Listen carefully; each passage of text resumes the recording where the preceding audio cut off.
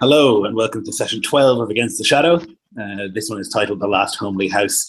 The last time that we played, our heroes were crossing the Misty Mountains, which proved to be a very difficult challenge. They lost most of their horses in a sort of avalanche situation, during which Beregond fell off the edge.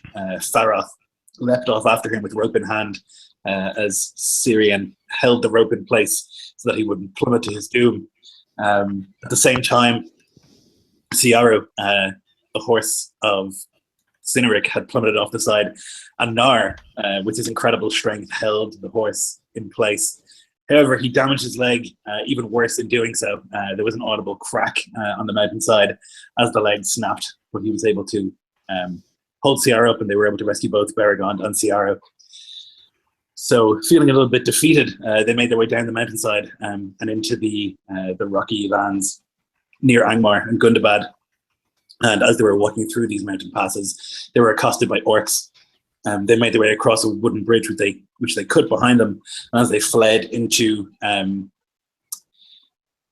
these lands here, they were chased by these orcs and a troll, many warg riders and the like. But as it all seemed at its darkest, a hero came out of nowhere, Megoradil, an elven maiden who has been charged with guarding these borders, appeared and helped them to save the day, although the injuries suffered were pretty intense. Nora received a lance to the gut, which stuck with him until they made it back to Megoradil's hidden home. And Beregond lost an eye in the combat that ensued.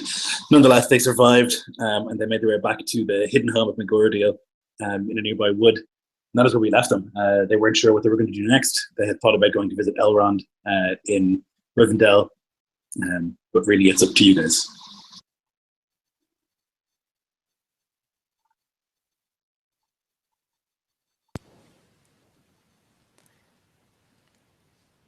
The Lord Elrond will want to know this news you bear.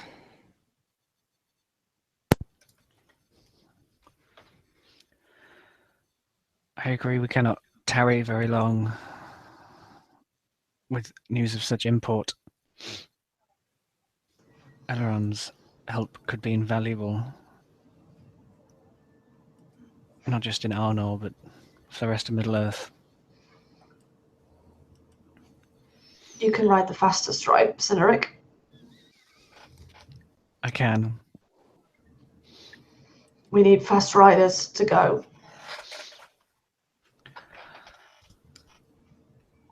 Will you be okay tending here to the wounded? I can tend, yes. It will take a while. Are you certain? I could take some of you. You could come with us. Would we not be better in this bloodied, just completely bruised and swollen face? He can't see out of either eye. He's lost one eye, but the other eye is just all puffed up and is weeping. Beregond sort of croaks out in the darkness. Would we not be better in Rivendell? I would love to smell the woods of Rivendell, where they say Narsil, the shards of Narsil hang from one of the walls, and treasures from the second and even the first age adorn the place. I may not be able to smell them, see them, but I could smell them, and they may spur me on.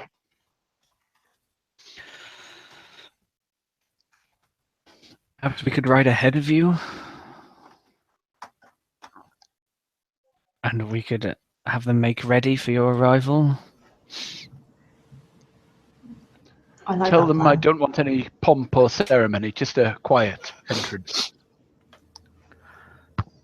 We could be there, and once we've given the message, we could come back to try find you and carry you the rest of the way.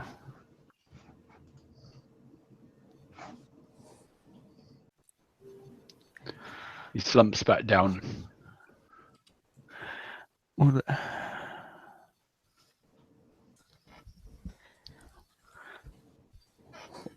turn to- Windsong.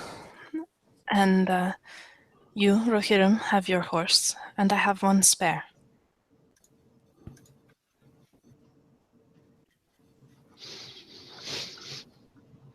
Between us we might all ride if you wished. I would not want you to attempt the journey on foot, certainly not by yourselves without any protection, not injured as you are. There are orc patrols, that is why I'm here. Sometimes they have human slaves.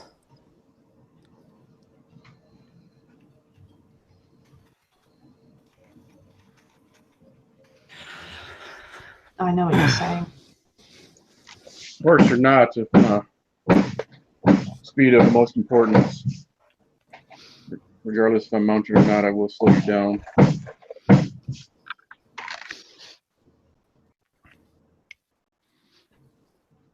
So you have 3 horses.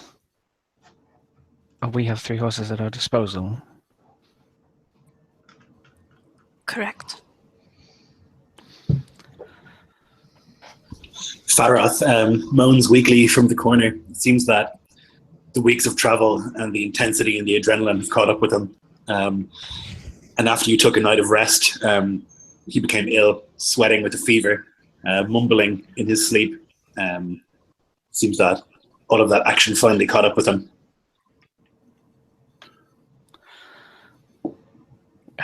I mean, there is Erlendor, Faroth, Syrian, Beragond, Nar, and myself, and yourself. I'm not sure.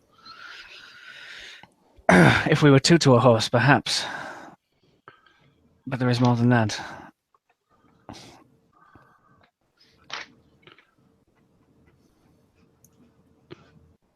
Migoridol just kind of shrugs. If you wish to leave your companions behind, that is your own business. But I shall at least carry this news to Elrond. I will go.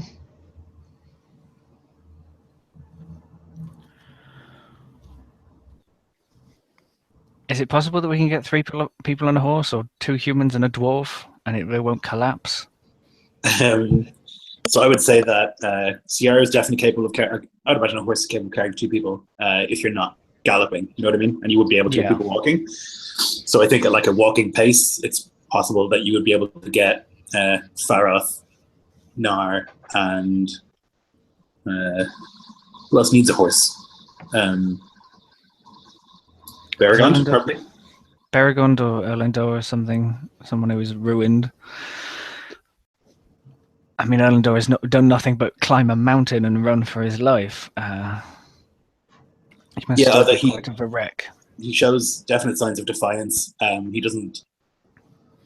I guess you would read in him like a real desire to just have a sit down, but he's willing to go wherever you go, and you can tell that from his bearing.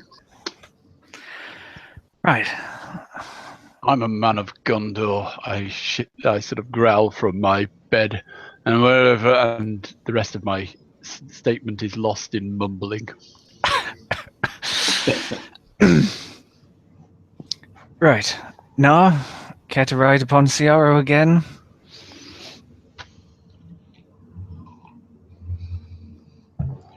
This is what must be. Very well. We have little preparations to make. Let us be off.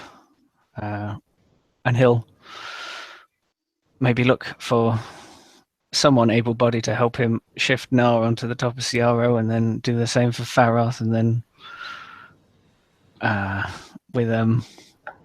if Beragond is still being defiant, he'll put Erlendor onto another horse. Erlendor says, "I can walk. I'm fine." Beragond cannot see where he is going. He must ride. I'm not riding when a man of the north is stumbling around. I'm a man of Gondor. Your Dinah, stubbornness will be the death of us. Oh God. silent, you men. By the mayor. This spare horse of yours, can you command it and have these 2 ride upon it? May. Of course. She will do as I say. Right, you both go on a horse. It solves it. After you, Erlander. I cut my hands wherever I am to give him a hoist up, not knowing where the horse is. He kind of chuckles and he like pats you on the shoulder as he like jumps up into the saddle. I reach up my hand so he can sort of help me. Yeah, And when he does so. when he takes my hand, my arm, I do my best job of just vaulting onto the back of the horse.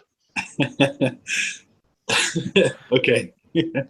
Yeah, you jump like straight up in the air, and you manage to like guide your jump a little bit so that you're able to pull yourself up onto the back of the horse.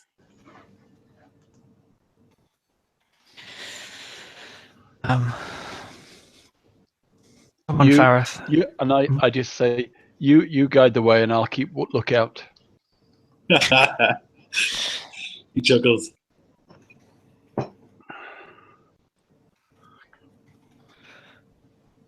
Mind the ranger upon your horse. Megoradil. Yes. Windsong is a steady mount. So I like pull Fareth up from the ground, like half fireman's lift kind of style, and wait for her to help me put him on the front of the horse, I guess. Yeah. And then I presume you can just jump up all lightly. Mm-hmm. And so who's on foot then? One of us. Either Syrian or myself, and I was going to offer Syrian my horse. I am perhaps the most fleet of foot. Would be better if I walked. Windsong will tolerate another rider, if I tell her to.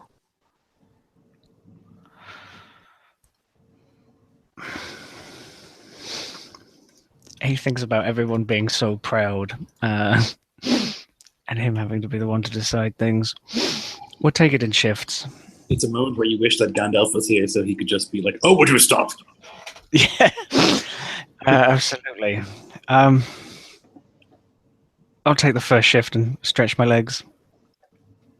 So the great horse shuffle is completed. You are mounted up in whatever order you have chosen, and you set out from this comfortable little dwelling in the woods here.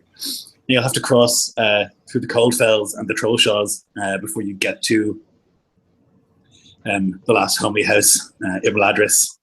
So there is a journey ahead of you. It's not too long. It's probably about 2 days, but nonetheless, these are not hospitable lands. And so you set out in the morning. And you're going through these cold fells, and this is a weird kind of landscape. It's similar actually to Emin Wheel. It's very kind of rocky, lots of outcroppings, and it's quite barren. There's nothing really here. Very little grows, and so you can see kind of for miles around, almost like a steppe, but instead of grass, it's just rock. And you travel for the best part of a day. And that evening, you see on the side of the road this statue, this like circular statue of a man kind of hunched over. He's got a cloak over him. He's got a very sad looking face, and he's looking in the direction of a nearby cliff. You get a sense that something is not quite right here. You get this kind of strange tingling sensation.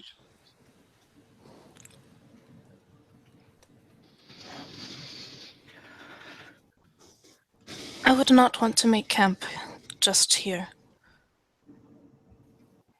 You've had these paths before. What is this statue here for? 'Tis a remnant of an age gone by. Even I do not remember. 'Tis not the statue that bothers me. Can you feel it? There's something else.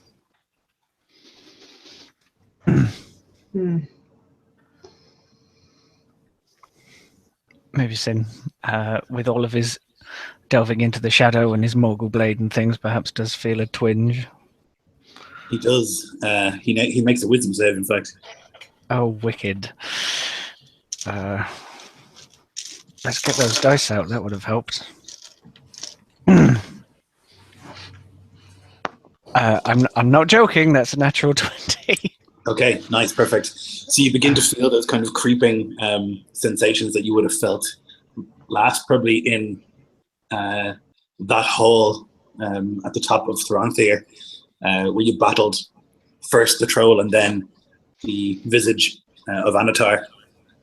And here you get this feeling of the shadow of the enemy, and as you look, you follow the direction of the statue's eyes, and you can see that they're in the side of the cliff, that there is like a break, like something has broken out, stonework has like erupted out from inside of it.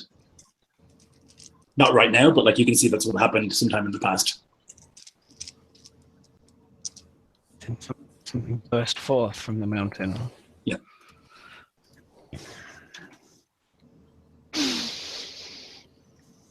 He steels himself. I presume to be able to see it from this distance, it must have been catastrophic in size. It's not actually that far away from you. It's like oh, okay. Your eyes. It's strange. Your eyes didn't see it. I know the rest of you have seen it. You would think then that this was like an elven door. It was hidden with wards and runes, so that it wouldn't be seen unless you knew to look for it. But now that you've like overcome this feeling of the shadow or whatever, you can see that there is like a door-sized break in this mountain, maybe 150 or so feet away.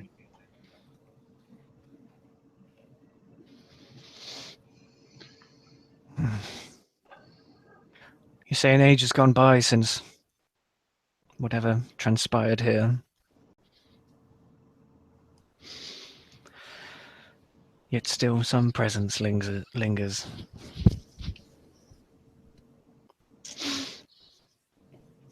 Perhaps we should press on. He's not really an expert for the terrain around here, or like the barrows of the undead or something that Faroth might be, but he's obviously out of commission. And with everybody so injured, he's not about to go investigate. Do not misunderstand me, Rohirrim. The feeling I get is not from the age past. It is the shadow. No, Dirweg.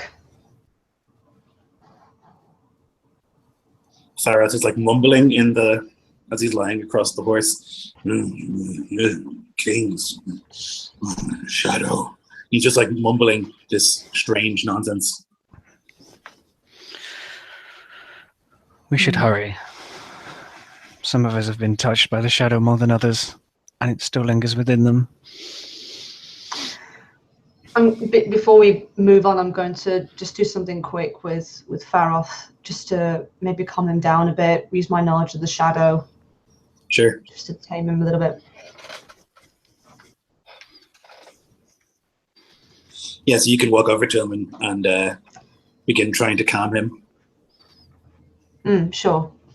I can do this however you want. Yeah, it doesn't even have to be mechanical. You can just tell me what it looks like. Sure, yeah, that would make more sense. It's just one of my abilities. What I would do actually is I would probably speak to him in Sindarin, which I've been getting a lot better at recently, and calm him in a way that speaks about the West and the Grey Havens and the peace and the light. And that's where we are going. Yeah, well, so you can see he's got this frown as you approach, and he's like sweating profusely, and he's mumbling in Westron, but then occasionally he like throws a word in the Black speech. But as you kind of come over and speak to him in Sindarin, you begin to calm him, and his frown lessens. He like lets out a shuddering breath and falls asleep.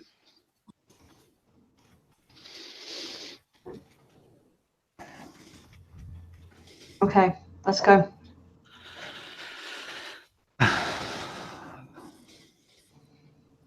And like gets CRO to carry on moving again. Yeah. Syrian's back up. And it, like sees all the horses like pass him and like takes one last look at the statue and then like draws his eye line back to it. Trying to, I don't know, remember where this place is. What do you see, Rohirrim? He catches up to the slowly cantering horses. There is some sort of door. Elven, dwarven, some sort of door into the mountain, broken forth from the inside. The shadow lays Are there any markings along the door?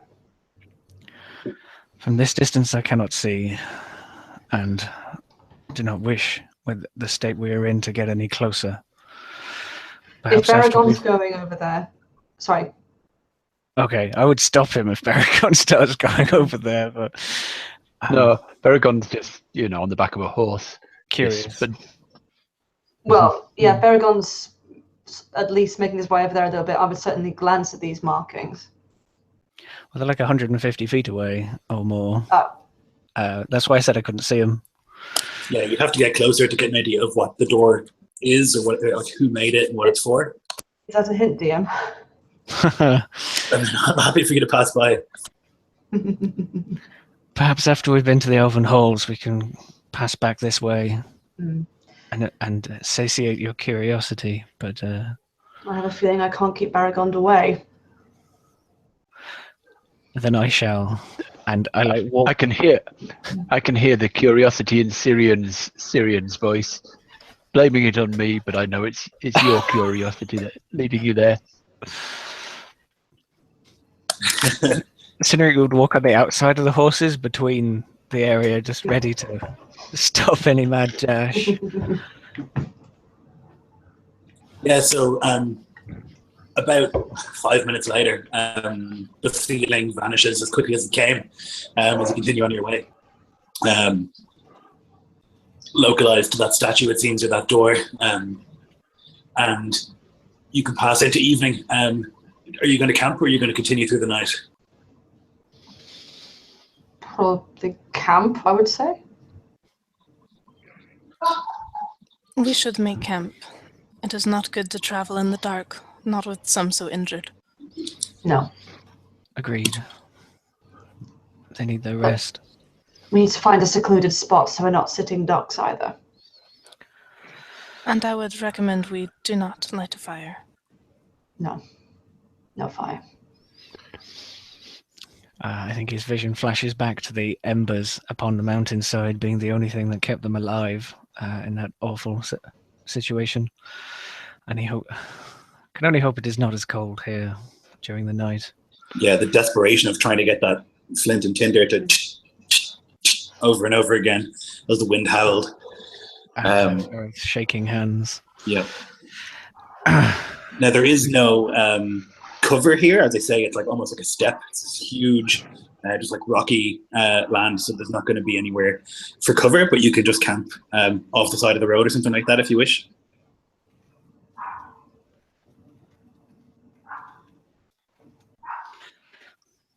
Would I have any indication if this is a reasonably safe area, or if there are patrols that tend to go through here, orc patrols? It's definitely not safe. It's safer than where you were, but all of the cold fells and the troll shells are common patrol places for orcs and trolls and the like. The closer you get to Rivendell, the safer it is, but you're still quite a bit away.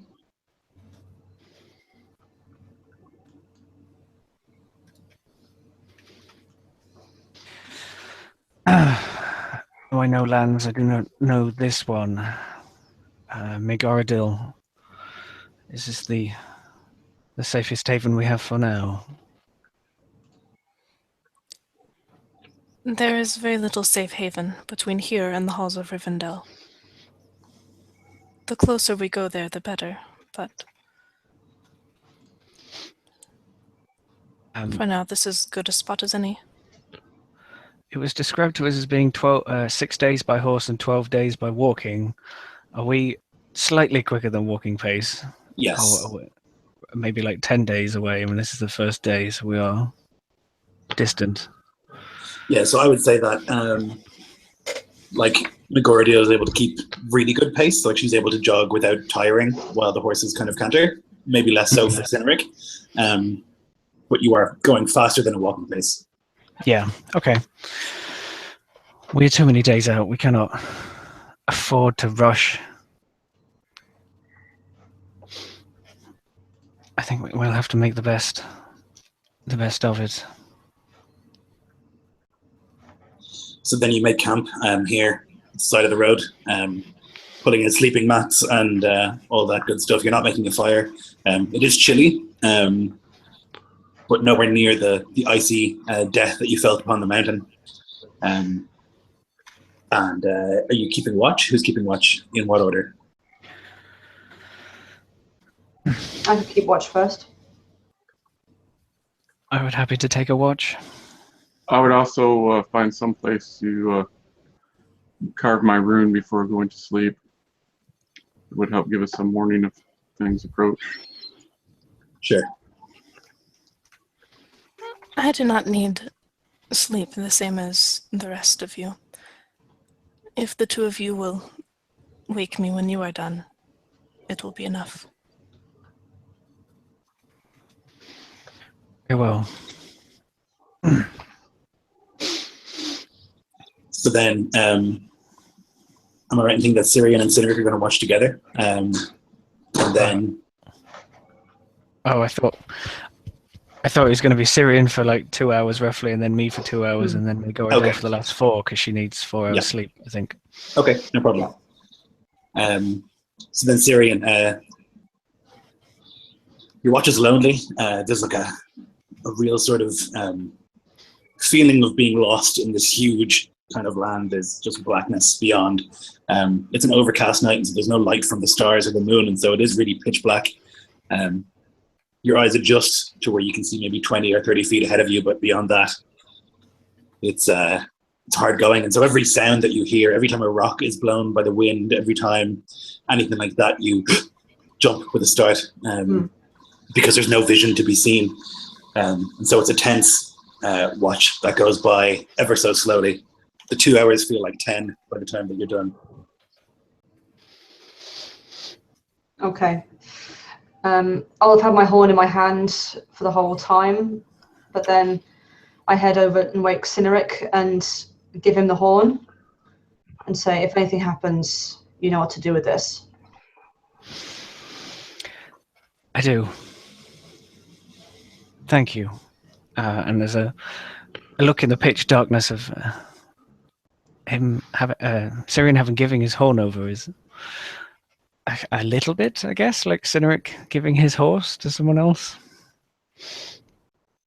He feels a little thankful.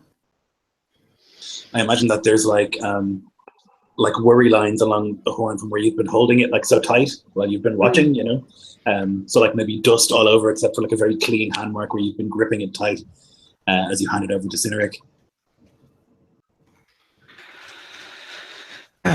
Keep well, my friend. Many more days ahead of us.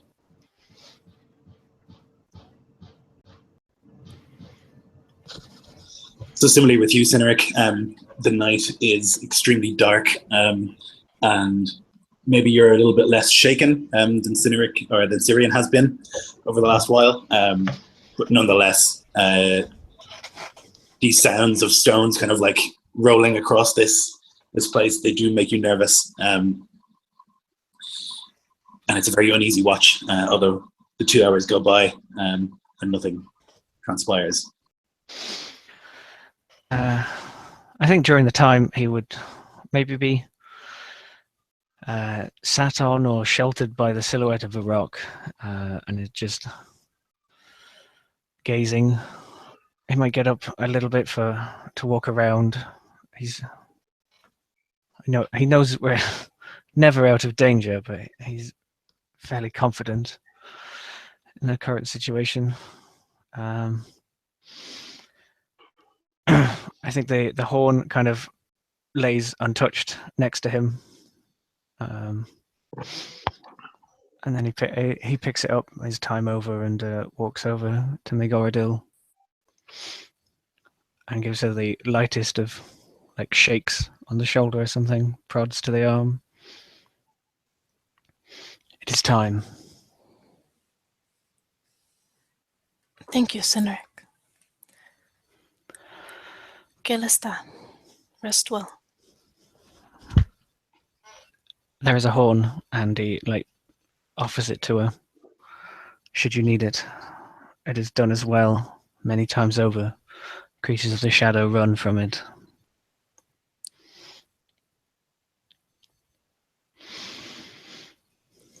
May your eyes be as sharp as I believe all elves to be. And she smiles, and she can see perfectly in the dark. Her pupils are dilated till they're almost the size of her entire eye. She just nods and takes it from you. Thank you. I will keep it with me. He retires to his bedroll. And so, Megoridiel, your eyes are able to pierce more of the darkness, and you can see a whole lot of nothing as the night goes by, as you kind of rest, aware and alert. No animals live in this place. There's no birds even. It's just a wasteland, I suppose. But yeah, the night goes by without any danger. She'll check on Feroth and Baragond and Nar and their injuries while they're all asleep.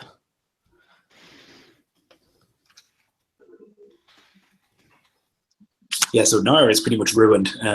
His leg is broken badly in two places. The shin bone and the thigh bone are both broken. You know that's going to be a long healing time, unless maybe Elrond is generous enough to lend a hand. Even so, the leg will never be the way it was. It's a gut wound. It could go either way at this stage. It looks like it's infected, like the orc spear was obviously not clean, and there's some nastiness. Baragond's eye is a real problem. Like it's a cut on the actual eye itself, deep. And so you think that it probably has to be taken out. But how to do that, that is not a question you have the answer to.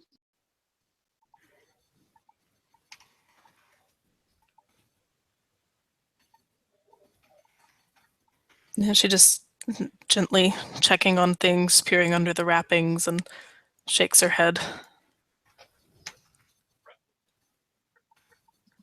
And so eventually dawn comes, and you can set on your way once again, having rested.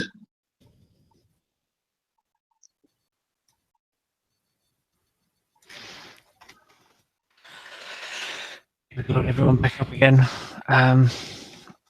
So perhaps before we do so, Syrian, is there anything you... do you need some time to try and tend to people?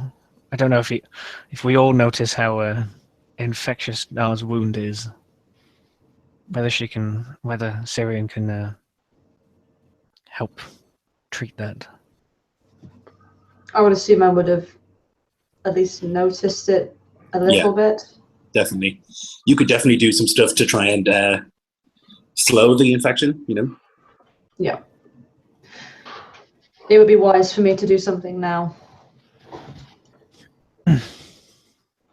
Very well. So would you like to make a medicine check for me, please? Mm-hmm.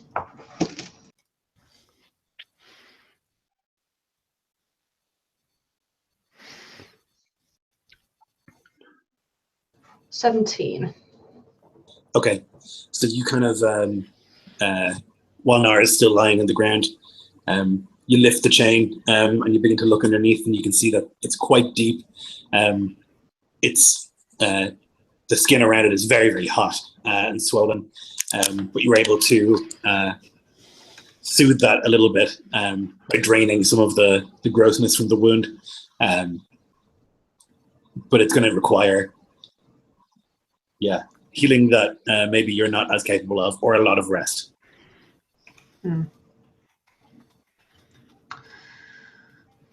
Well, I do what I can in the circumstances.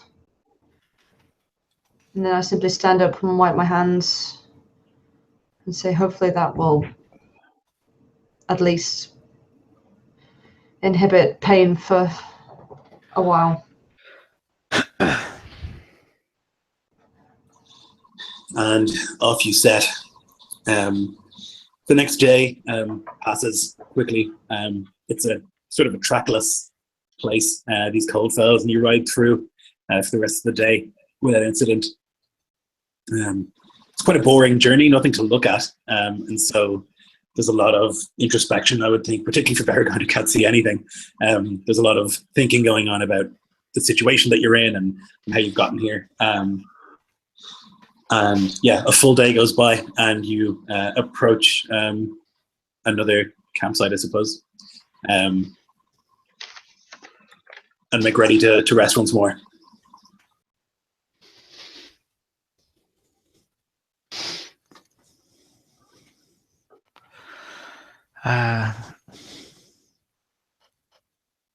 Maybe I could range for herbs or something, like you once did for me. Something to ease their suffering. I've done what I can for the moment, but it's beyond really what I can do. It's Yeah, very delicate.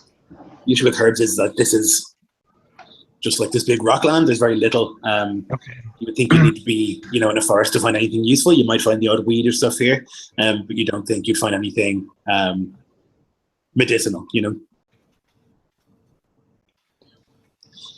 best. Go ahead, sorry. The best thing for your friends is to get them to the halls of Rivendell.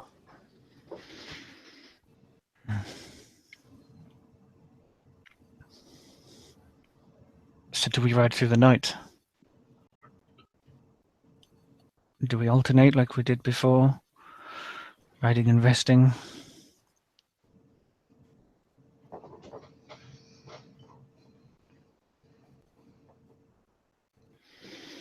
Can the horses manage that? It's really up to you how hard you want to push the horses. Ciara is an exceptional horse, and definitely so are Megoridales, like they're elven steeds from Rivendell. So they're some of the best in the world. Perhaps I was overly cautious. Maybe we should ride through the night.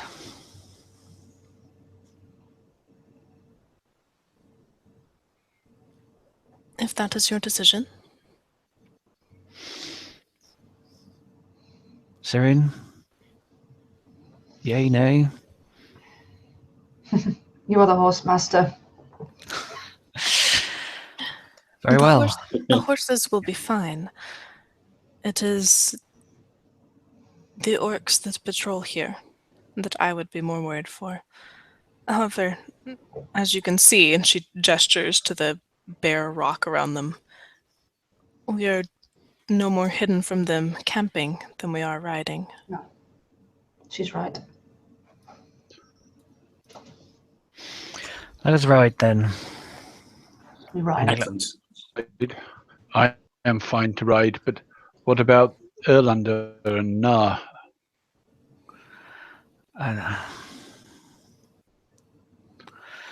Erlander says, I am fine. If they deteriorate too far, we can always stop. It'll take more than a broke leg and an orc spear to the gut to make me weaker than you, Baragon. For your concern is noted. Yeah, if you your wounds look half as bad as they smell, they're pretty serious. Yes, and the benefit of yours is we no longer have to look at your visage. All right. And he's like shoving them back onto horses. So then you ride through the night. And I mean, you're right. You're as exposed sitting there as you are riding. And you ride through the night until dawn comes. Nothing assails you. Occasionally there's a moment where like a horse will kick loose a rock that will roll and everyone will go and like steel will be drawn just a little bit in anticipation, but it seems that these lands are mostly empty as you continue along your journey. Considering that I'm not riding and walking most of the way, am I going to? Do we all take exhaustion for not sleeping, or should I take exhaustion for? You were definitely up on the riding. horse? Megorodiel will shove you onto a horse since she's faster and will not tire so easily. You cannot run for days, Elf. There are many things you can do, but that surely cannot be one of them.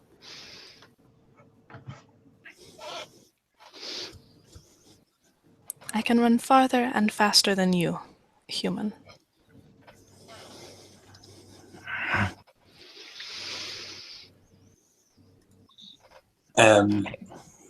With Megorodiel running, you're able to pick up pretty decent pace with the horses, and the insane superpowers of the elves mean that she is able to run almost without exhaustion for quite a long time.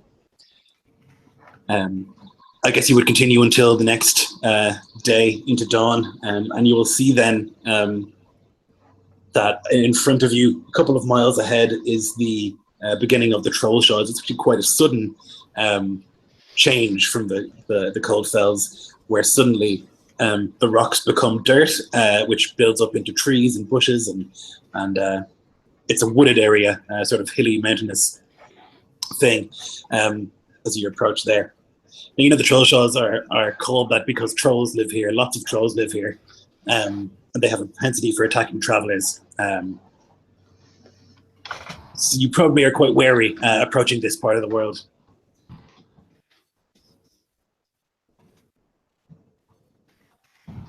Now, these wouldn't be the mountain trolls that you've encountered before, which are much larger and much more aggressive. These would be like forest trolls and things like that. But nonetheless, trolls are scary.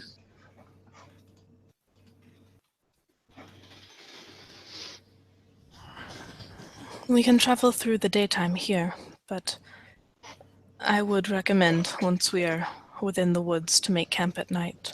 If there are trolls in the area, we can hear them. They are not light-footed. You speak true.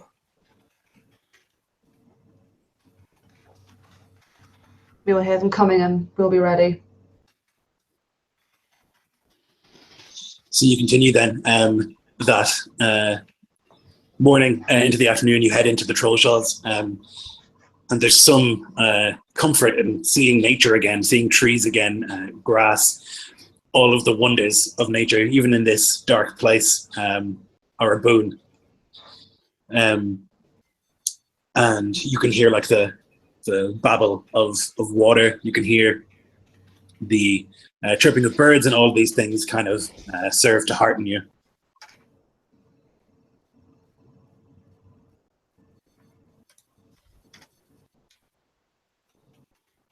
Now, is it your intention to continue just riding and going until you can't anymore?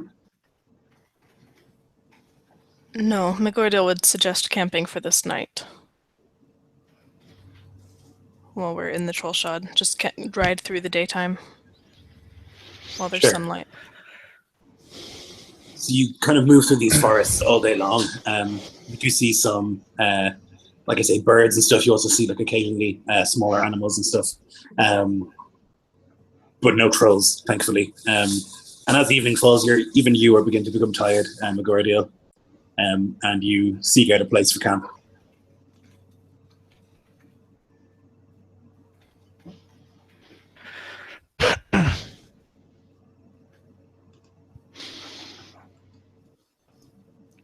Am I able to make some sort of roll to try and find a better, more secure hiding place, or? Yeah, sure. Give me a survival, please.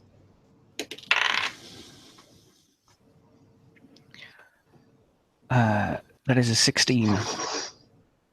Okay, so looking around, you find your way to an old tree that's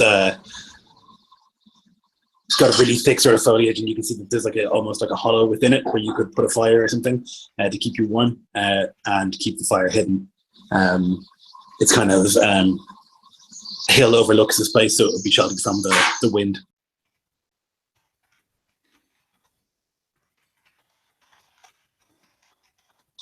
Are you going to start a fire?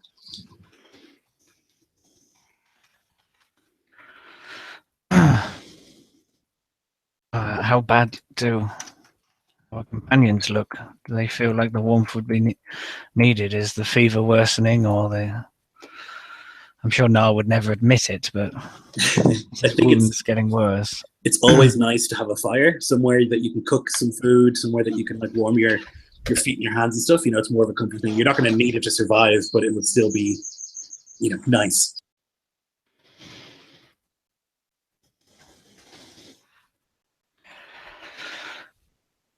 So I presume he stands in front of this sort of large, hollow, petrified tree or something, and he's kind of maybe like arms folded, kind of like head to the side, just trying to work it out, whether it's worth it or not.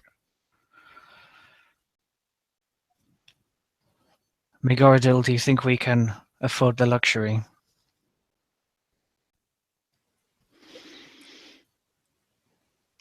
I suppose. I would not do it if I were by myself, but elves are made of sterner stuff. And I have no need of the light. There was like a sidelong glance at her. It's been a few days since we've had warm food. It might do those who are ill good. And yeah, you'd see her actually look over at Feroth a little worried. He's been sitting on Windsong, and she's been checking on him periodically, and he's totally out of it, feverish, and she'll nod at you. You are right. It would be a good decision for them. I'll get to work. And he does whatever preparing and collecting of things and digging it out and no problem. Yeah, this is a pretty ideal place to make a camp, but it doesn't take you long to find enough kindling and wood and the like. And you can start a fire in the hollow of this tree. Erlandor kind of like is rubbing his hands in front of it. He takes off his boots for the first time in a few days and kind of like wiggles his toes in front of the fire, enjoying the heat from it. And he sets to work cooking what little fresh stuff you have.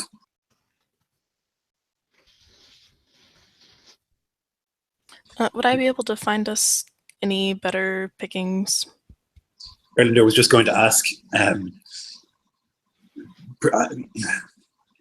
I don't have any of my gear. I was a ranger. I could try and find something, but I bow to the skill of the elves. Yeah, Erlander, you can have my bow, I say, handing it over. It doesn't feel very comfortable in my hands at the moment. Perhaps you are better watching over them, Erlander. I'm sure me or the elf could go. As you say. Could tend to the fire.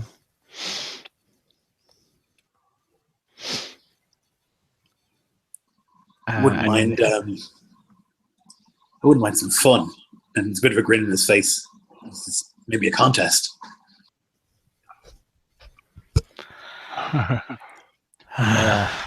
What do you have in mind, Ranger? Well, we have 3 hunters here. 3 functional ones. What if we all go? And whoever brings back the tastiest morsel by 2 hours, the others have to sing for him. Or her.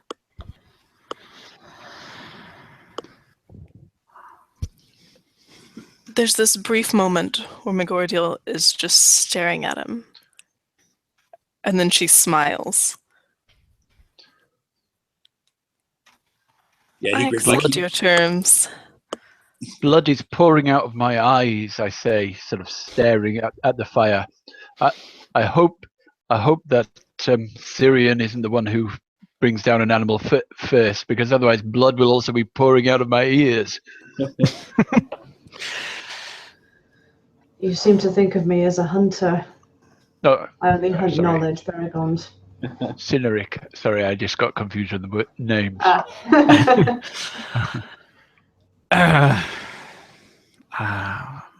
Such faith you have in me, man of Gondor.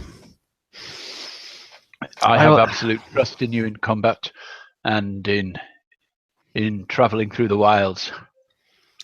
You have proven yourself time and again. But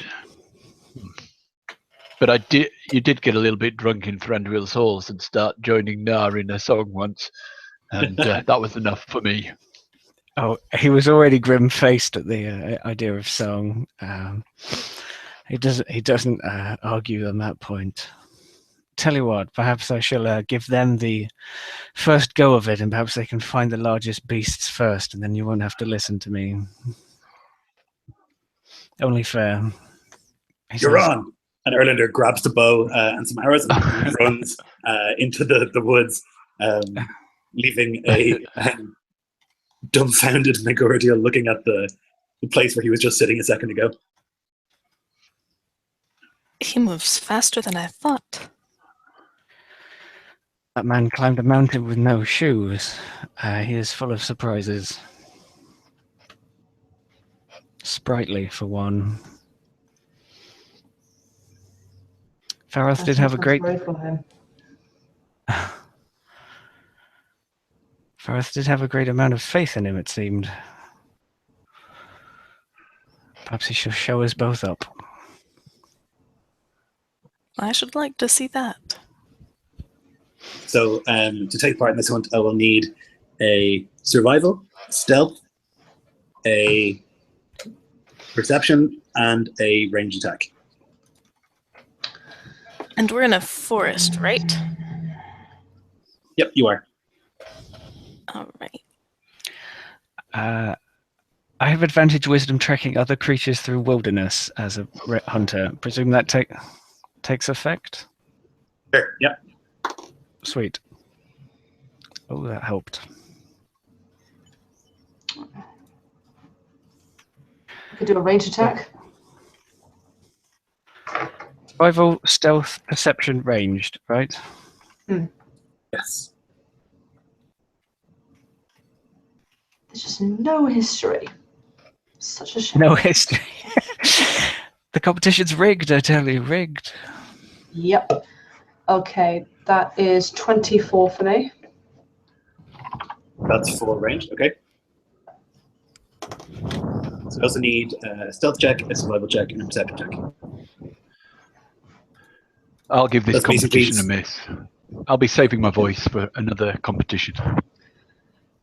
So basically what you're doing here is you're using survival to find the tracks. You're then using stealth to sneak and find the thing, perception to spot it, and then the range attack to take it down.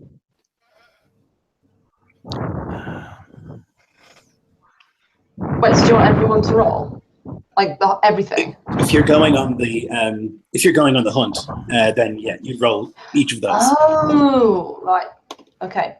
Never mind. So if you're just chilling at the fire, you don't need to roll all this.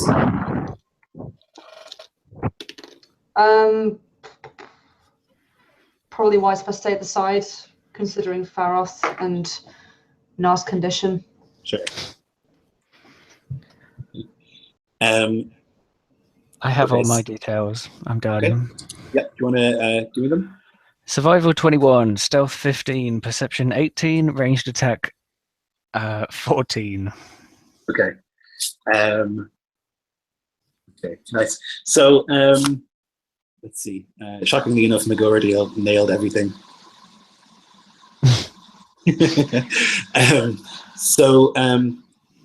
The first one back is Erlendur. As he left a little bit earlier, he comes back with a brace of conies, if you will, a couple of rabbits that he's managed to catch. And he's looking pretty pleased with himself as he like walks back into the camp. He's got a bit of a strut on. He like walks in and he sees that none of the others are back, and he has this big beaming smile on his face, and he like drops the rabbit onto the ground, and he like claps his hands and sits down, looking ever so smug. What do you think you've caught then, Cynric? It's better than a rabbit, but not as good as a stag.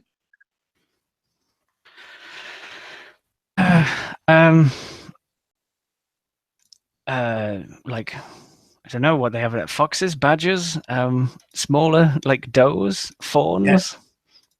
Yeah, let's say you got a little Medium-sized fawn. Okay.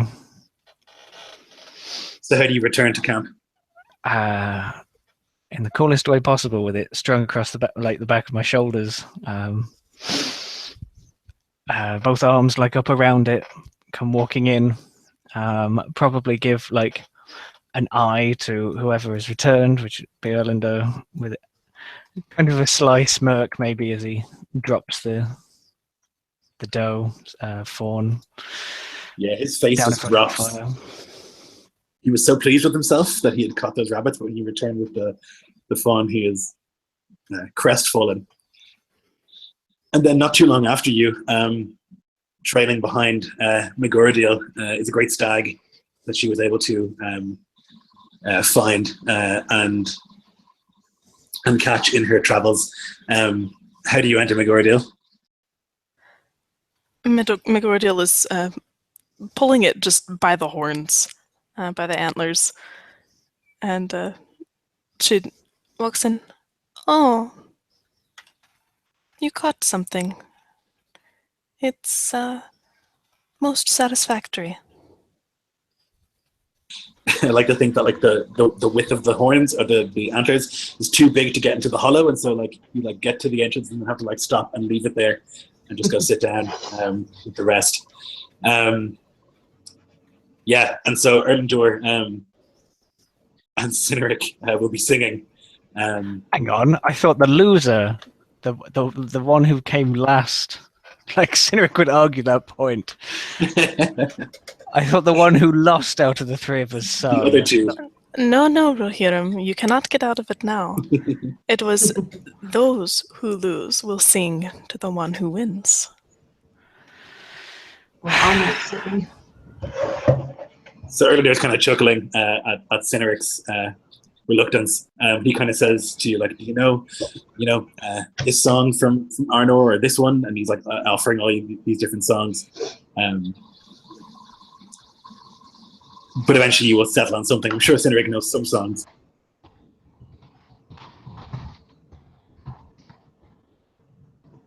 I start dissecting the meat, probably the conies to start off with, starting to skin them. Yeah. Okay, I'm back. Okay, yeah, I was wondering. Yeah, so Erlandur would... performance check. No, not at all. Okay. But Erlandur's kind of like trying to find out what kind of songs you know and like seeing if you know a song, the two of you together.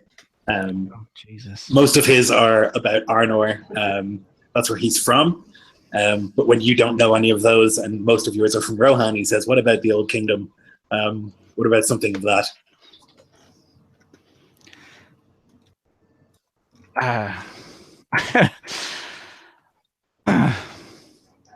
He's like obviously a little grumpy at the way that worked out with the elves speaking in riddles. So as he's regaling through these different songs, he's just like got his arms crossed or something. And then he doesn't know any of the Rohirrim songs. And then, sure, Old Kingdom, we will. So, do you know the Swan Song of Numenor? Of course. Right, I'm a little rusty. We don't have much heed to sing this song anymore. It's good to remember. Yes, it's not a happy one. And he like slams his axe into the tree. Probably, like I imagine he was using it to tend to the meat or something. And then, like with no pomp and circumstance, just in the middle of everyone milling about, he'll just clear his throat and then go for it. Nice. Yeah, so you go for it, and Erlendor, who is a singer, that's one of his favorite pastimes. Of course he is. He like listens to like how you're singing, and then like as he's listened for maybe one or two lines, he begins to like move in with the harmony to match your voice, and you sing about the swan song of Numenor, how things once were, and the tragedy of men. As the meat cooks and the fire burns that evening. It's quite a beautiful little moment. Veragon joins in as well, sort of quietly.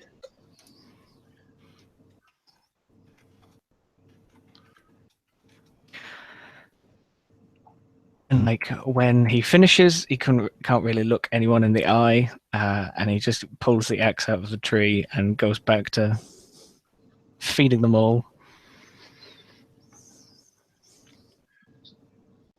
So the song finishes, and you get to like cutting up the meat and cooking it and whatnot, and everyone eats like a king that evening.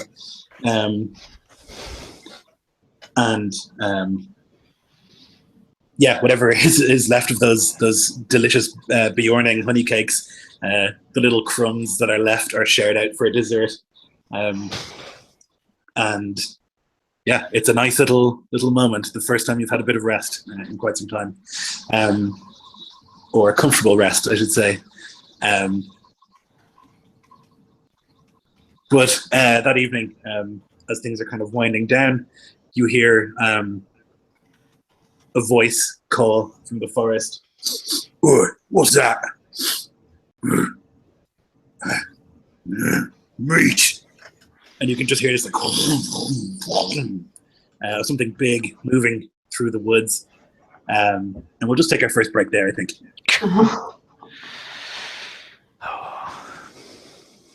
So I'll be back in approximately 3 minutes.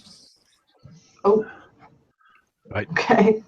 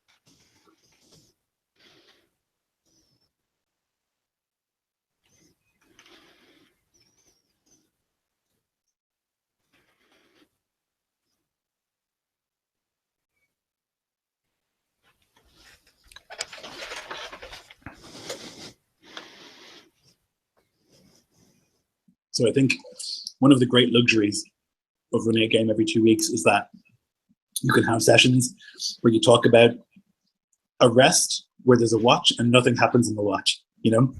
Sure. Absolutely. I mean, we travel great distances, as did Lord of the Rings, and they don't go through every single day, do they? It's just No. it took you a month to walk here, and they might have 3 encounters or whatever. But I just like that, you know, like sometimes when you're scheduling games that happen once a month, you don't feel like you can have those moments, you know, where you can just sit around and, you know, have a competition for hunting and then have a song and just walk and like watch, you know? Yeah. Damn.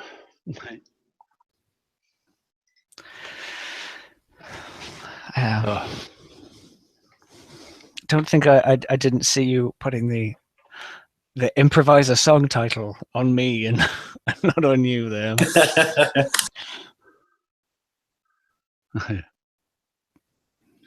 I was wishing for a moment that I was Beregond with his I know, yeah. of knowledge. I was just like, what? I do not have time to look anything up. Yeah, Kais would have had 1,000 songs ready. Yeah, I know. Do you want to hear my song? Sure, you've got one.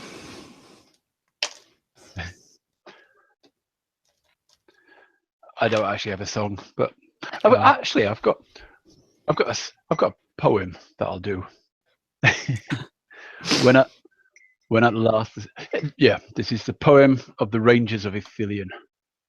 When at last the storms of winter settle, when ice crags crack and water lives once more, then stirs the orc.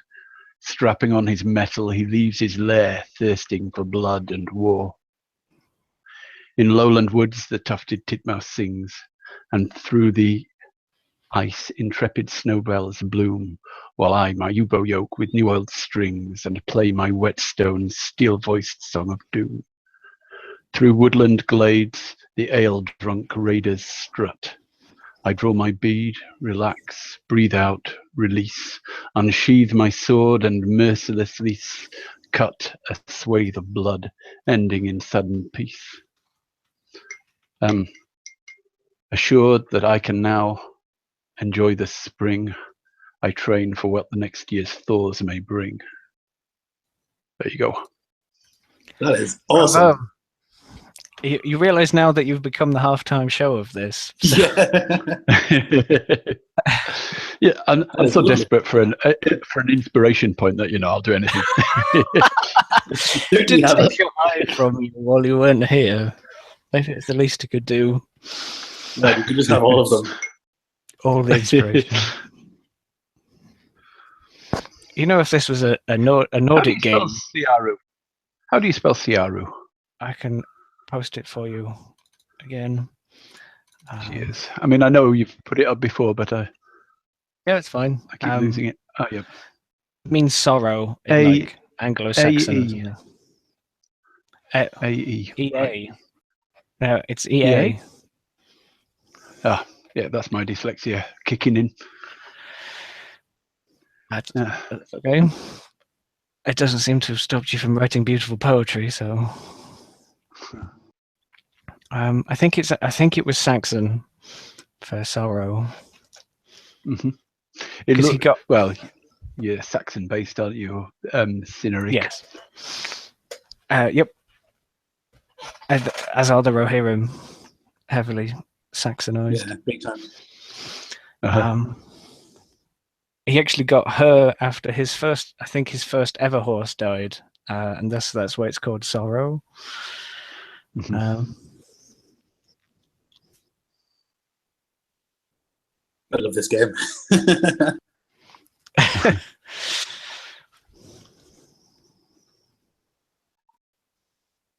I also just love doing the troll voice and the orc voice. It's my favorite part of playing Middle-earth. I still remember Osha the Skull. Yeah. Yeah. What a guy. Yeah. What a guy. We might meet him again in Osgiliath. Yeah. We just have to go back to Osgiliath for him. Yeah. Not the prisoners, of course. Just to meet Skull again. And so I think we're back, are we? Ted, are you there? Affirmative. I'm here. Affirmative. Okay, so yeah, you hear this. What's that? It's like rumbling voice, and you hear it approaching. And you see it approaching long before it actually gets there. You can see like rustles of trees and branches and stuff, and a tree is like moved out of the way as this troll appears. Big, you got like this filthy sort of apron on, and he's got a, I mean, what is a knife to him, but certainly, you know, a large sword to you in his hand. Let's have some of that. What was it?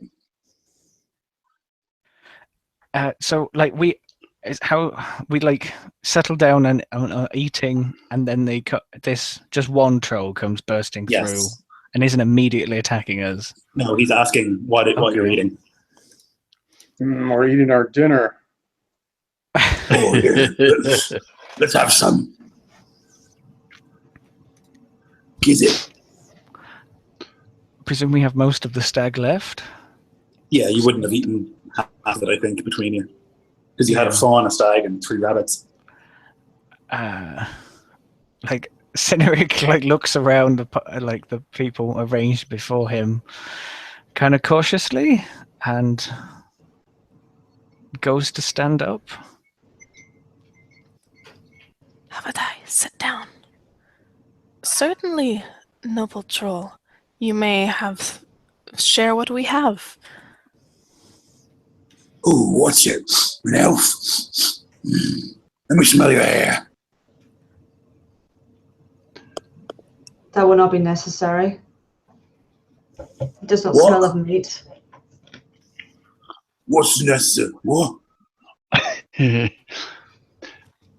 Yeah, smell mine. You smell rotten. What's wrong with you? Here, give me that deer. Take the deer and leave. It's a custom. It's a custom in these parts to sing for your supper. Sing. I look over to Bergon just like, I can't see. Is it this hideous burp? I know a song. You give me the deer, I'll sing a song. Give him the deer. I see. This big meaty fist kind of comes into like the hollow of the tree and grabs the stag, what's left of it, and picks it up and just takes a bite, like it's a drumstick. There's like crunch of antlers and stuff.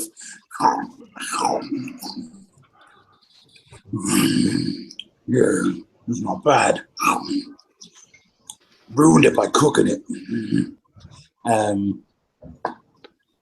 And he begins to sing this hideous, awful song about smashing and crashing and eating and biting, a typical sort of goblin song.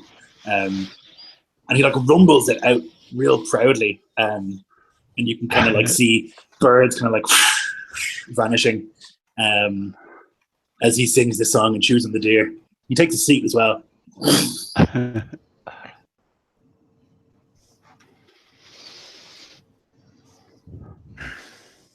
Do we get a sense of how big he is?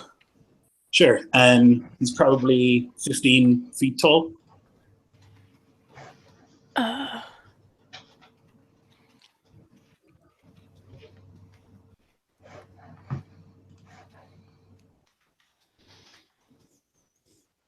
But he's like hunched over, so he's not quite that tall, you know. And then he sits down. He's just like chewing on the deer. He's finished his song. He's just looking at you interestedly. You know, there's loads of trolls live here.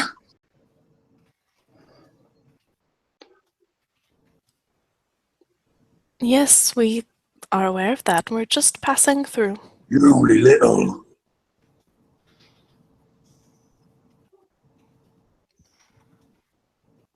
Trolls will eat you. You haven't so far. And you smelled him. He smells terrible. That's true. Smell the meat, see? Well, don't have to kill, doesn't put up a fight.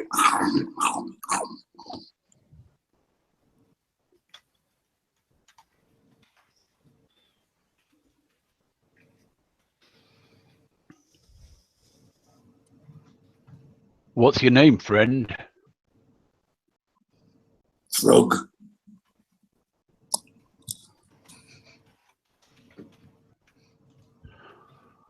Well, Frog, you've eaten a deer. How much of this stream can you drink? All of it. Ah, you're just boasting now. I am not. I could drink all of it. Bet you I could drink more than you. Oh, quite a contest. We should see this. And what should be the prize? If I drink more than you, you give me something shiny. And if you drink more than me, you give me something shiny. No. That's not how contests work. And he's like got this like his like left eye is squinting, trying to see if you're going to figure out his ruse. You're clever. Yeah, that Syrian is clever.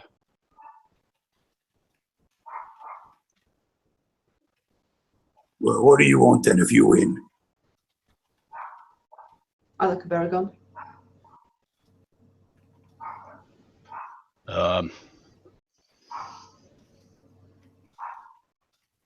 I want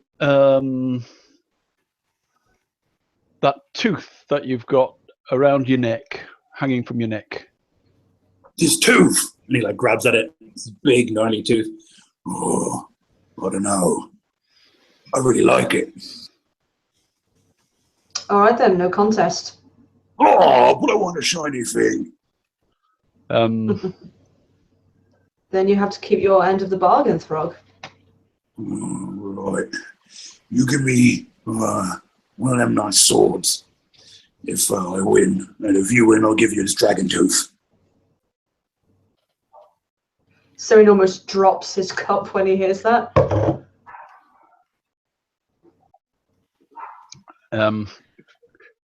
I perk up a bit and just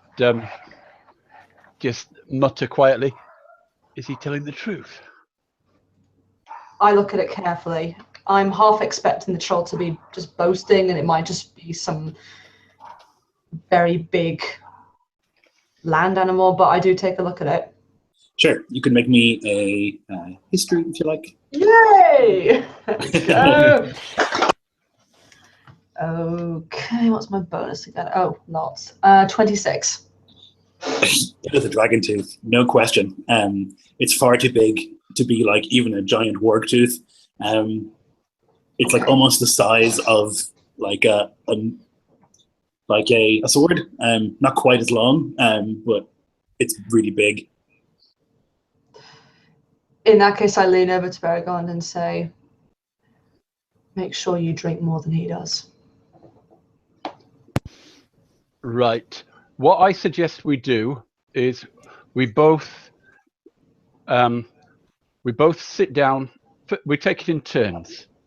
We sit down in the stream and we drink as much as we can as the stream comes down. We sort of block the stream with our legs.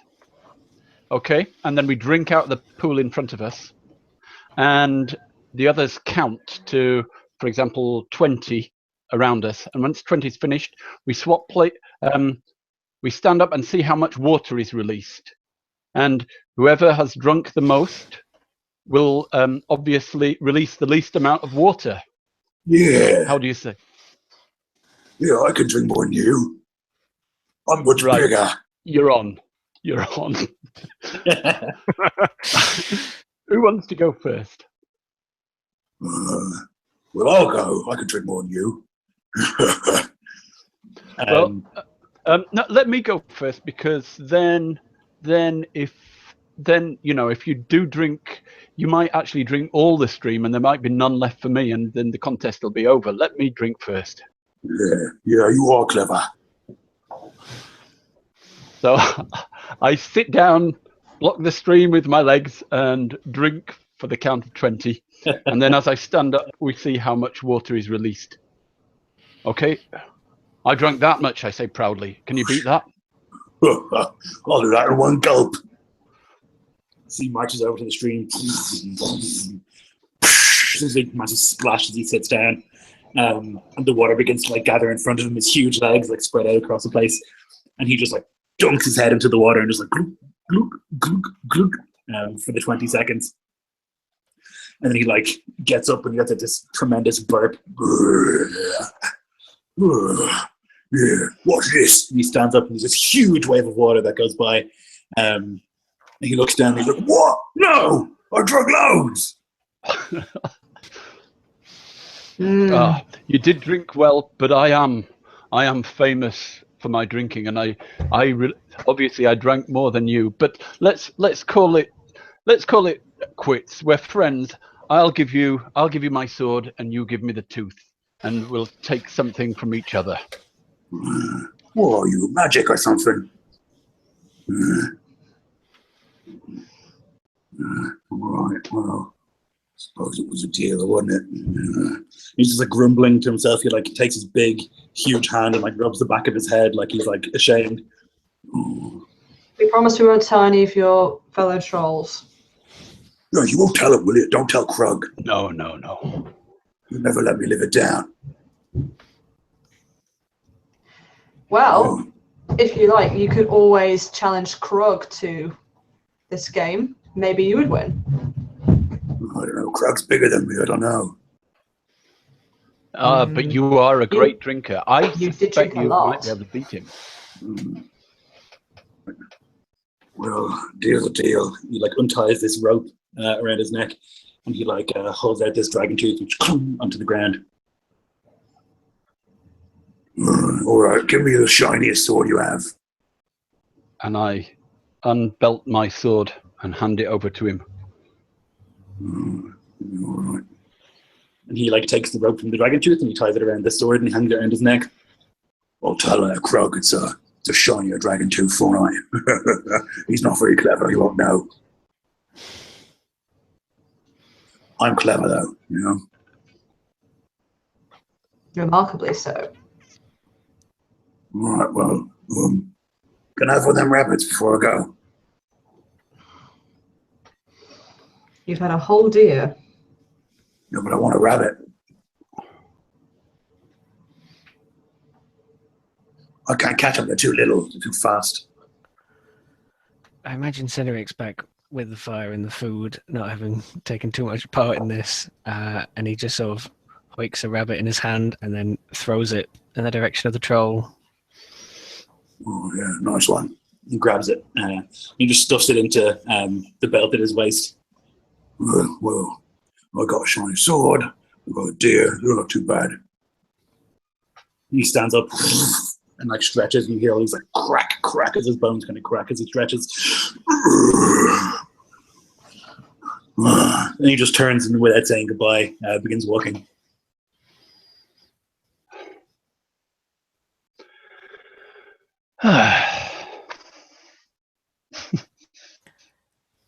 Beregond, are you mad?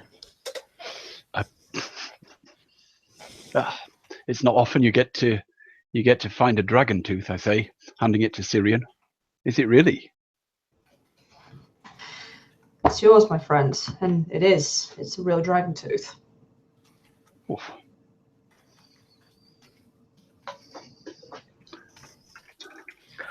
Erlandor finally releases his breath. He's been holding it for the entirety of the encounter. He goes, are you crazy? Oh.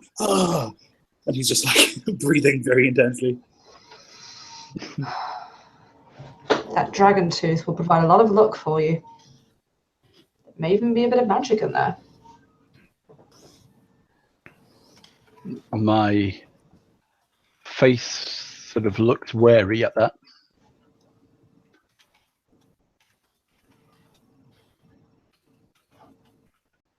So you can hear the steps of Thrug receding in the different distance. Yeah, and you can spend the rest of your evening admiring this dragon tooth and eating the rest of the hoard of meat that you have.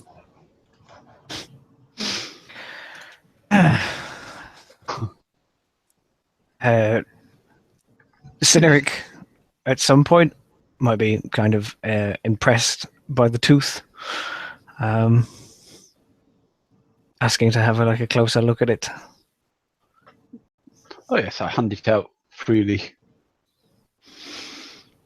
And he kind of feels the weight of it, or I don't hoard my treasures, I say, glancing in the direction that I think Faroth is.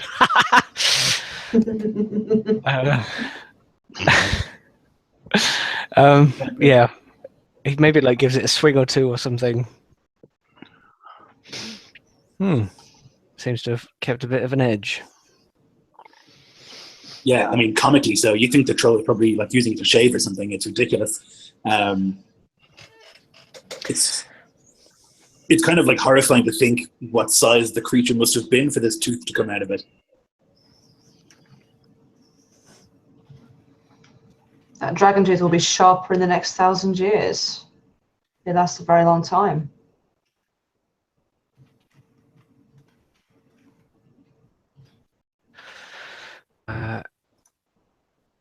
Cyneric kind of just toys with it a little bit longer and then offers it to the next person. And I think he was just kind of thankful for the distraction and that and no one said anything about his singing being worse than the troll. So you can spend the rest of the evening resting and feeling comfortable and set off the next morning again. You don't know why. Maybe it's because Thrug told people not to mess with you, or maybe you've just been lucky, but you're able to move your way through the troll shaws without any more incidents. You don't even see any signs of trolls or anything as you move through. Finally, you break out into the hinterlands of Rivendell. Megoradil leads you expertly through these almost labyrinthine sort of mountain paths. More than once you come to a point that looks like a dead end. But Megoradil knows it's not. She sees through the optical illusion and manages to guide you through this impossible labyrinth to get to the hidden halls. You know now that you would never have found this place alone. The best defense that Rivendell has is the fact that it is hidden, perfectly hidden here in the secluded mountain pass. And you eventually you come to this very tight sort of mountain pass, and you're able to squeeze your way through, just barely. And it opens up into this just beautiful valley.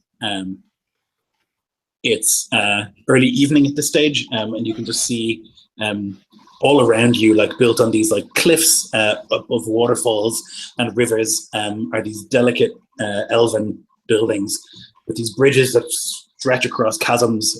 These so many places and plazas for stargazing and sort of atriums and stuff like that, where you could just sit and watch the skies and to watch this beautiful place. You see the waterfalls crash down below, and there's this sort of rainbow mist that hangs in the air as the sun diffuses through the water. It's a breathtaking sight.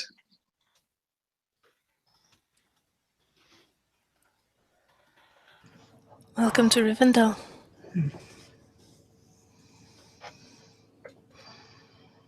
So beautiful.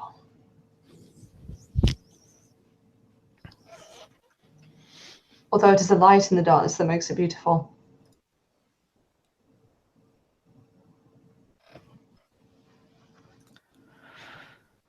The halls of the elves never cease to amaze.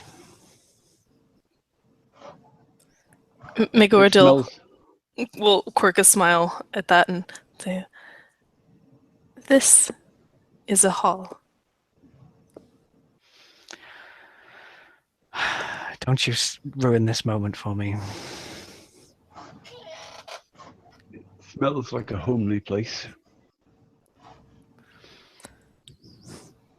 Well, perhaps one of the first order of businesses will be to get you a bath. Le homevedan.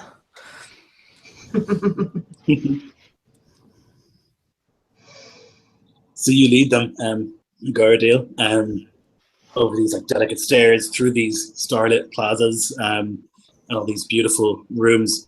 And there are lots of elves out kind of enjoying the evening that's in it, kind of like bound up in blankets and like looking at the beautiful scenery. And as you kind of like pass through these public places, more than once elves kind of look over their shoulder like, what? And whispering to each other like, what's going on? And as you are crossing a particularly large bridge that covers or that spans one of the great chasms here, you're met by some elves in the traditional golden sort of armor of Rivendell Guard. You recognize their leader, Megordiel. It's your nephew, Gwythor. And he says, Megordiel, Nese Andume. Which is like, what the hell's going on? Megovanen, she says, well met. I come with travelers.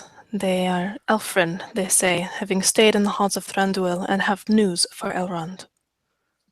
Oh. Lord Elrond is entertaining this evening. He's having a dinner with some of the notables in Rivendell.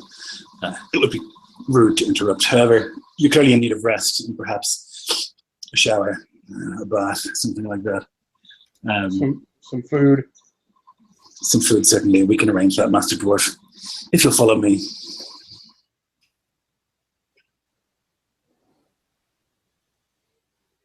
And he leads you across the bridge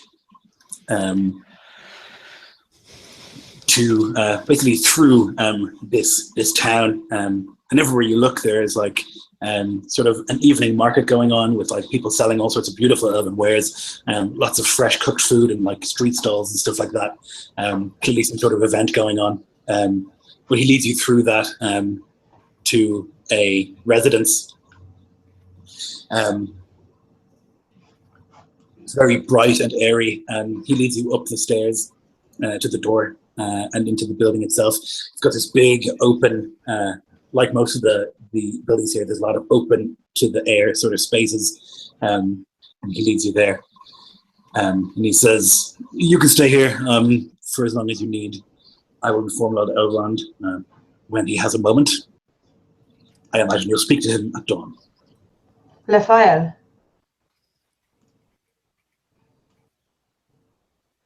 He nods. I don't know what you said, but he does.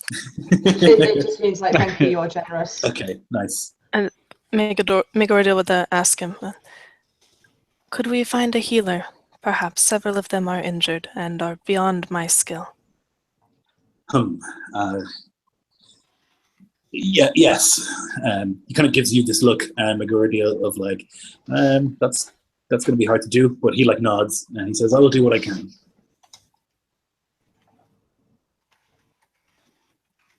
If you need me, simply call.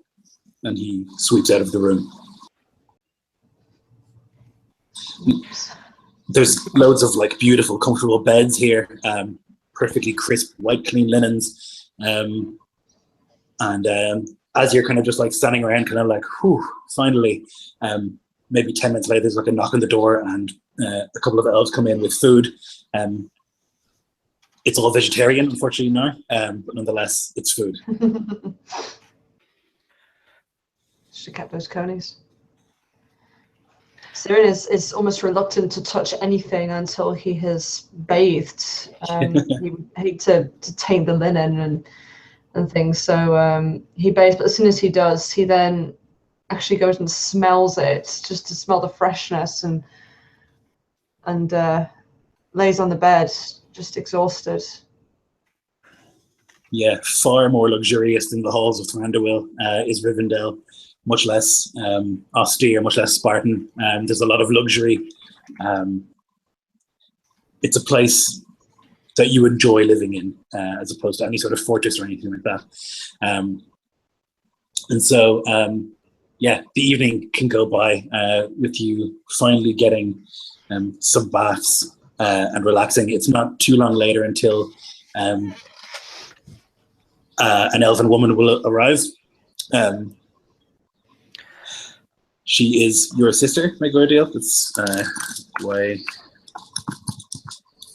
Goriel. So enjoy saying that one.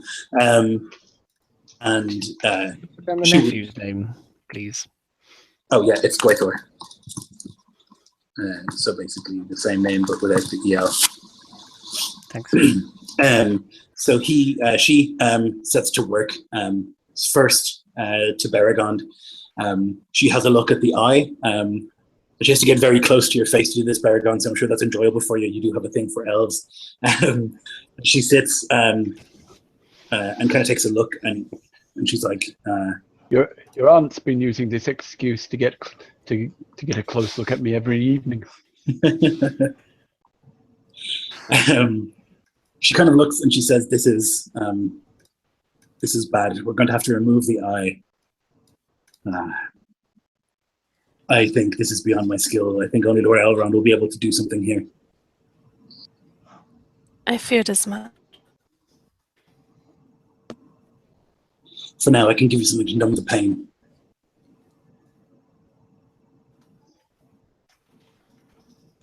So she drains the wound and she grinds up a little poultice that begins to kind of when she puts it on your face, it kind of numbs the pain and lowers the swelling a little bit, enough that your working eye can finally open, which is nice.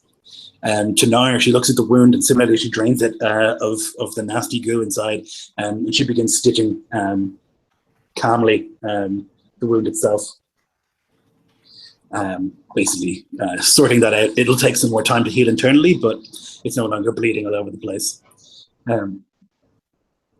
Yeah, she looks at the leg and she says, she kind of just shakes her head and she whispers something in Elvish to Megoriel, which is this is broken beyond maybe even Lord Elrond's skill. How did this happen?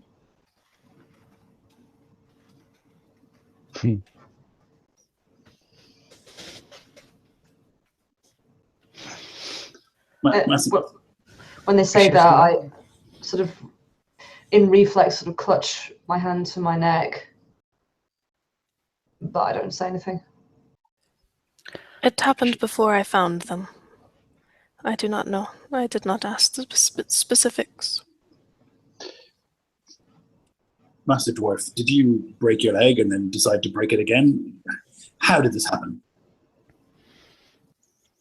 I caught a horse that was falling off a cliff. It was a good horse. I see. You have damaged your leg. But the horse is alive. Well, very noble of you. Nonetheless, I hope that my Lord Elrond will be able to heal this wound. I certainly cannot.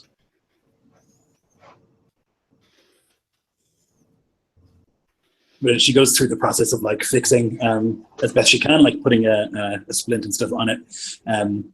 She'll look to you, Syrian, and see the bruising around your throat still. And she'll just say, "I'm sorry, there's nothing I can do for that." I put my hand up even before she's finished because I already know.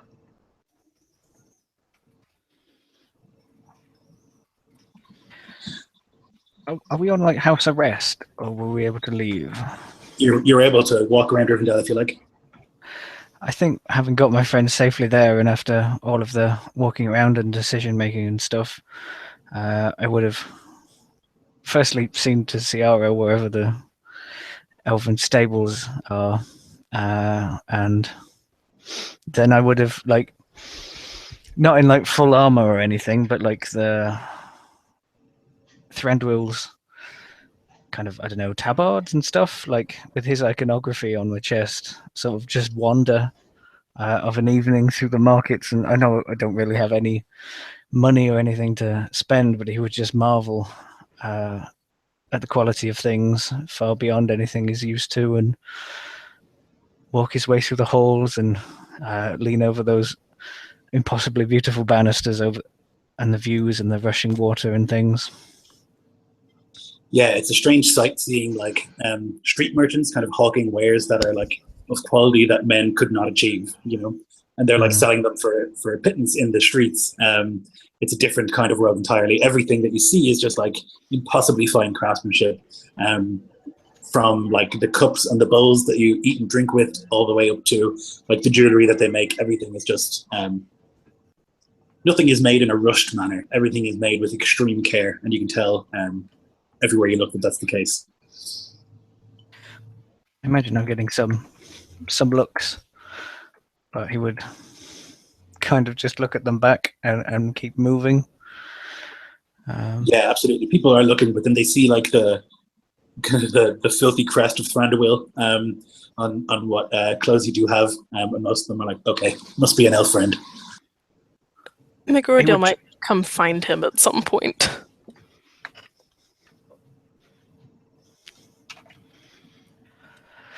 Probably find him leaning over one of those banisters on a corner of some grand house pavilion overlooking just like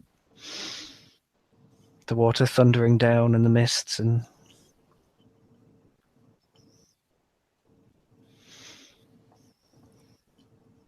this is quite a home you have. It is. As if no war has ever been visited upon this place, and no shadow ever clings to it. I have been in many steads of men, and never have I felt so peaceful.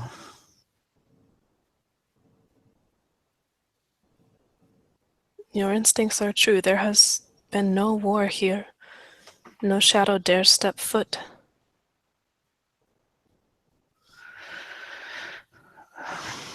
There's so much suffering out there in the world. It etched into everyone, every face of man, woman, and child. The buildings creak under it. Looming death and despair, poverty, illness. There's none of it here.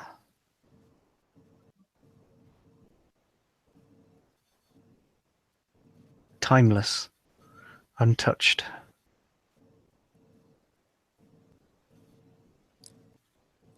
Such is our people.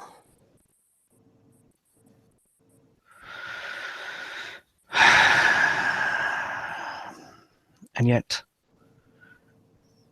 I am to convince the lord of this place to leave such a home and risk his life and those of the elves under his command, and he thinks like there's flickers back to him leading elves into a charge under a mountain and them all dying to a giant troll king. I'm to ask him to risk all.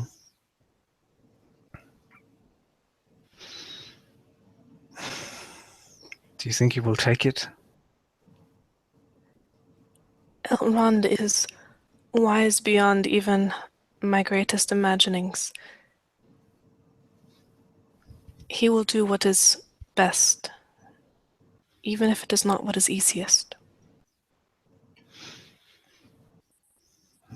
That gives me some hope. There is so much we have yet to do, and we are already so broken by the task at hand. Rohirrim, Cynric, why are you the one who speaks? You bear the weight.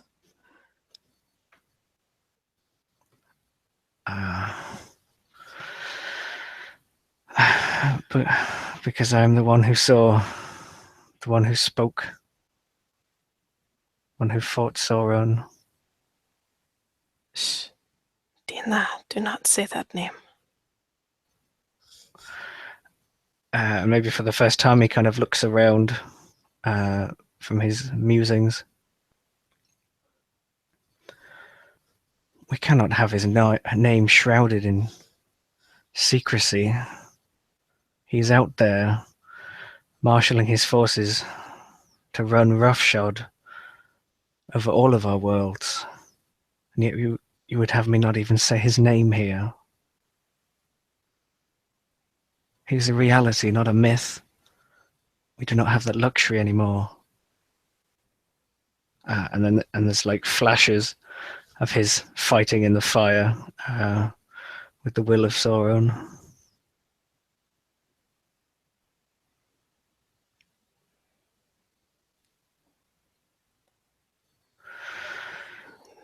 Perhaps you're right.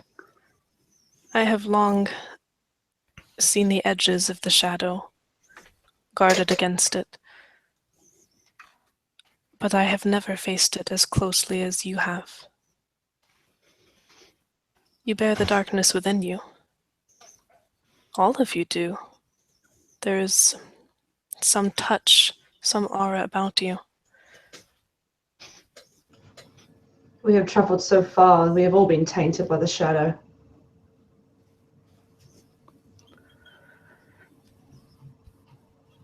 It is coming.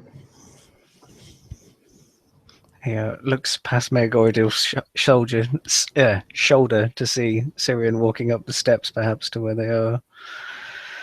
Syrian speaks true. Many out there have been touched in the way we have, to one extent or another. So we have delved deep and fought foes long thought extinct. Numenorians and wraiths have left their toll on us. And the blades of the Morgul. And he kind of like rubs at his stomach. I also took a glance at it. And we do all this just to get the word out to the free people. Hope that our message holds enough weight that we can muster the forces against the East.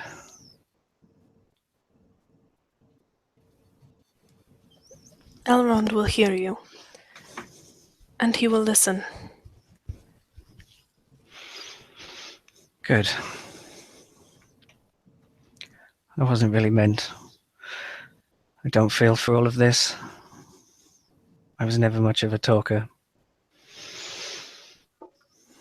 Much surer with an axe than I was my words. But our trials have made different men of us all. You, Syrian, you speak Sindarian. You have a way with words. I do. Alas, my throat has other plans. But I will speak to Elrond if you want me to. There's no need for any of you to go alone.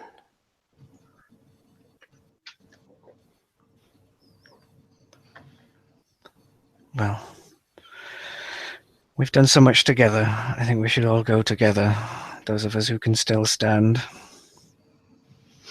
And now we'll hobble along anyway. He will.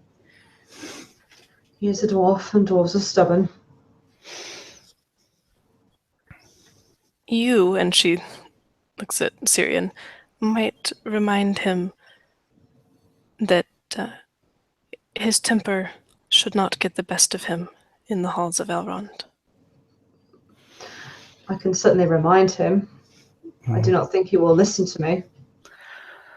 I only hope that Elrond's words are less sharp than your own, May. She quirks an eyebrow at the shortening of her name.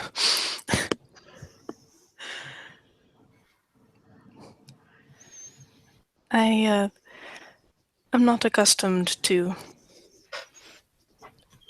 interacting with people on a day-to-day basis. I can assure you that Lord Elrond is far more tactful than I could ever hope to be. And I apologize for my earlier brusqueness. I did not know you then. We have traveled, and we have fought, and I know you now. You are indeed elf friend.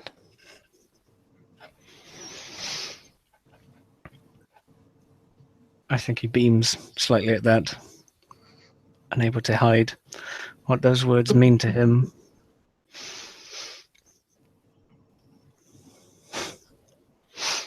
You are generous, and you are exceptional yourself. Like Fareth wished, it is a shame you cannot come with us, but everyone has their own tasks. Yes, and the border is more perilous now than it has ever been. The shadow grows, and I must guard it. But come, that is talk for another day. Yes, what do you do of an evening here? Surely I won't have to sing for my supper again. No, I'm sorry to say that most of the entertainment is in the halls itself, currently, with Lord Elrond and whichever guests he might have at the moment. I could sing for you if you wish, although I am not as good as others.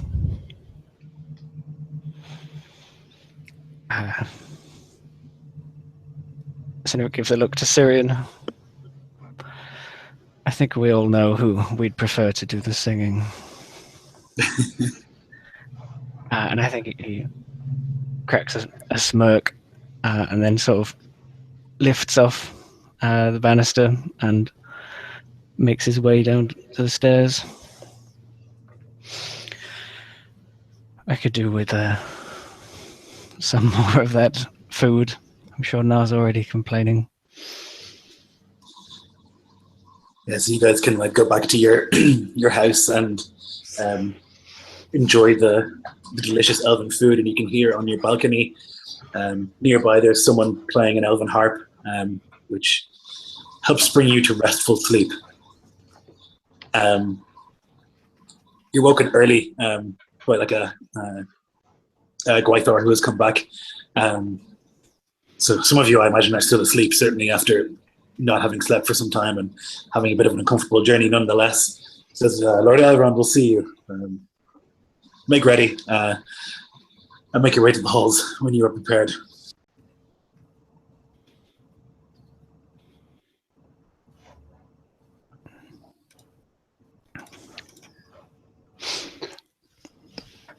Beregond. Right. Oh, go on. No, you go. Is Mygorodil around? Yeah, she'd probably be at your door a minute or two after that guy left. And Beregond approaches with a elven comb in his hand, saying, with my blindness and my weeping eye, I can't see to prepare my hair properly. Would you mind doing my hair for me? And I hand over the comb and turn my back. From just the roomy eye, the only bit that's left, there's a slight gleam inside it as I do that. She stares at the comb that you've just put into her hand.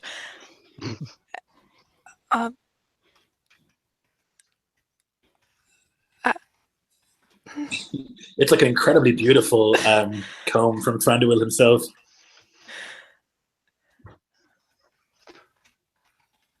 I suppose. If you are, We have only a few moments. If the task is beyond you, I understand. I say my hair is quite beautiful once it's washed. You hear this little cough, and she'll start combing out your hair. Great. Such a chancy. So you make yourselves presentable. Hair finally washed and cleaned and oiled and ready to be shown to Thranduil. Beards trimmed or shaved entirely. Clothes cleaned. And overall much more presentable than you entered Rivendell.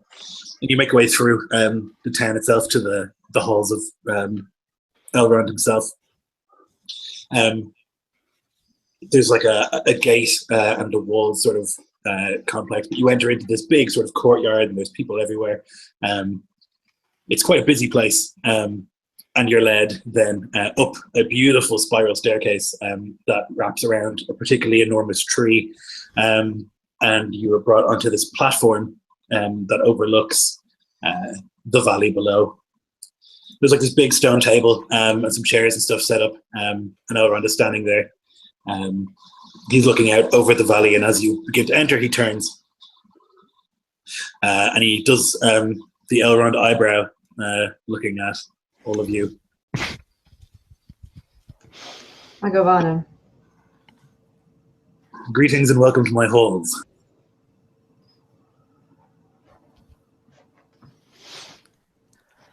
I instantly kneel, whether it's customary or not, but I do greatly respect him.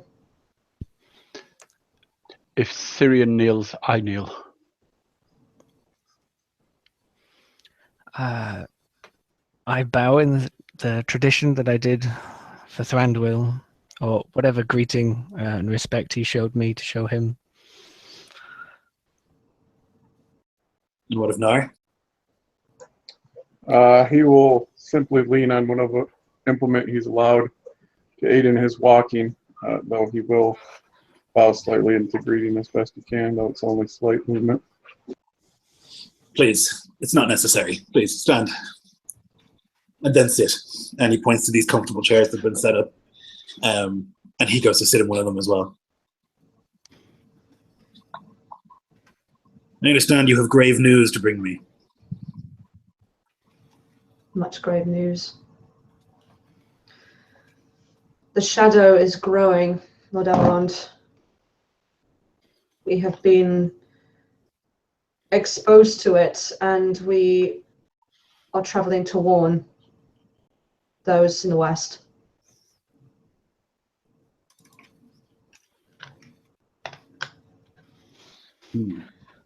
I have had visions of late. These are always clouded. Nonetheless, there must be a correlation here. I saw a flaming eye burning the halls of Thranduil. I saw a great host empty from Dol Guldur, from Gundabad, from Udun and Morannon. You are not the first to see the burning eye, and I look at Cynric. And the Gordeal has told me that you have proof that the deceiver has returned. What proof is this?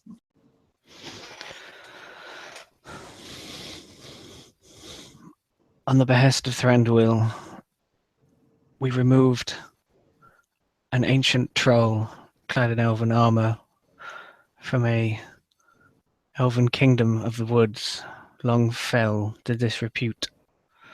And within it, there was image, a tapestry of the deceiver as he was many eons ago. There, Andoniye. I mentioned his elven name when he was crafting the rings. Cynric Light nods his head, not one for all of these elven names. There, this tapestry was filled with such evil. It nearly overcame all of us. And upon my grasping of it, I was thrown into a place of fire. And the Dark Lord, and he like pauses for a moment and looks at May if she's in the room, and then looks back to Elrond. Sauron himself spoke to me. He showed me visions of everything he will do. everything he has taken from us and will take further. And then I destroyed that tapestry. And when it was destroyed, it knocked a great many unconscious. Such was its potency. I believe that to be the last visage of Sauron as he once was. It is a good thing that it is destroyed. And I'm Mithrir, the Silver King. You slew him? He lies dead. Then you have done a great boon. One that gained us the respect of Thranduil. They commenced a council of a great many names. Gandalf, Saruman, Celeborn, Glorfindel. They all heard our testimony, our evidences. For we've already fought a great many of his servants, including Black Númenórean. They are marshalling forces in Mordor. They are pushing on Osgiliath and becoming ever more bolder, taking more slaves to build can only be the grandest of armies. But there is a fouler presence in Dol Guldur that has many of the council concerned. Forces of evil, of beast and orc and troll roam that area,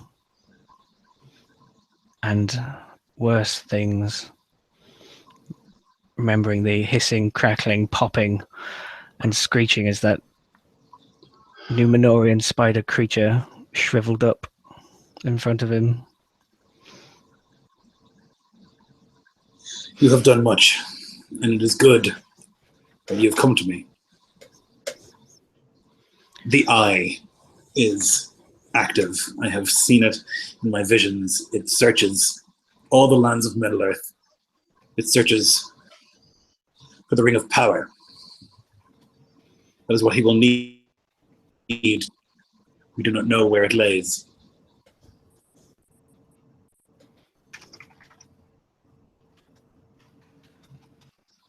I believe that Mithrandir will come here soon to tell me what has happened in Dol Guldur.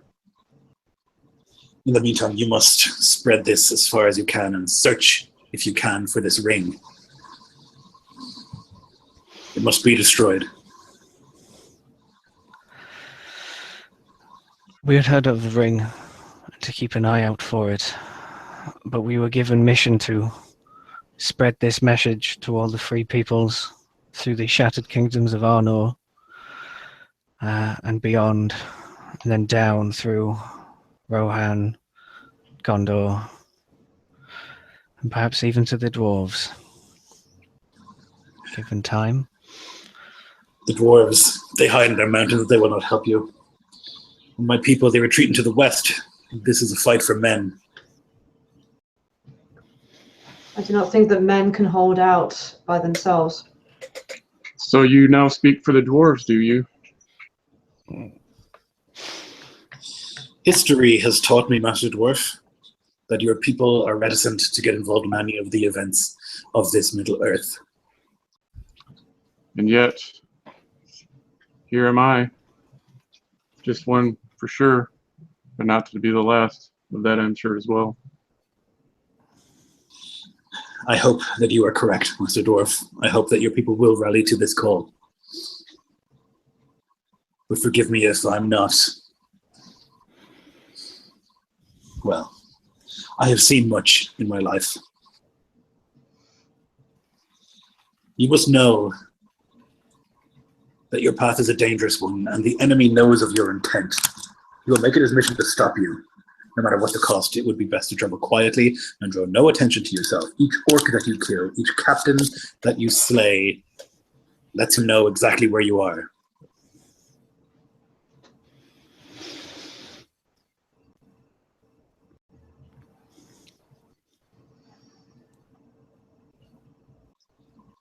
Sauron is the most frightening enemy that Middle-earth has ever encountered. He sees all.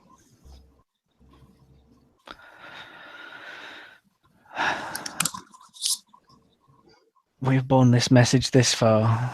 We will not see it falter. We have engaged foes along the way, but we've also avoided many. Sometimes it is a necessity. It has cost us,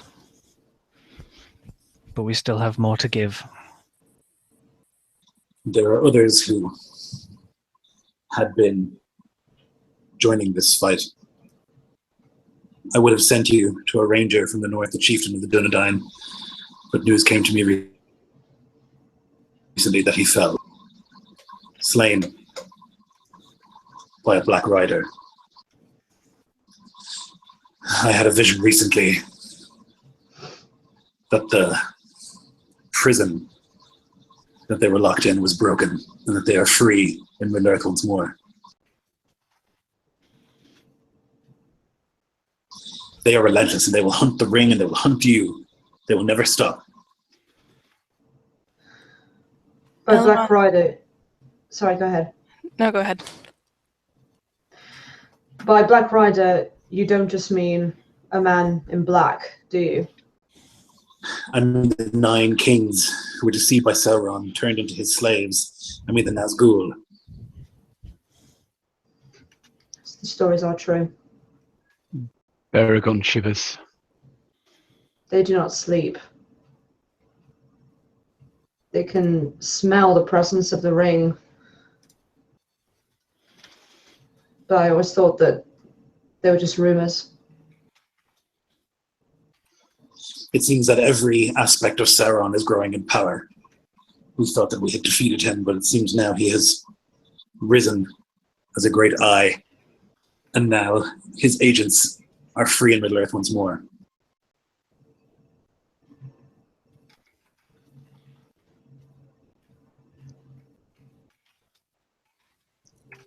Elrond, you would send these on their quest alone?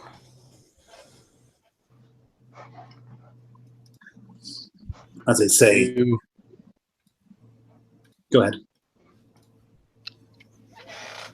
You say that you know the tidings we carry, that the Dark Lord has risen again, and yet you offer us nothing. Even the dwarves do better than that, I say, glancing at Nar. Surely there is somebody in your kingdom who you can spare. I am not a king. I do not command anyone here. Those who live here by choice, and they do as they please. My people, we are fading from this world. We are heading to Valinor. We're making the great journey west. I cannot ask them to risk that eternal happiness.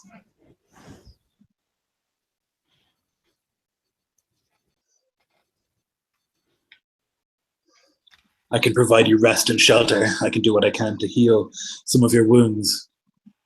But I cannot say that my people will be there.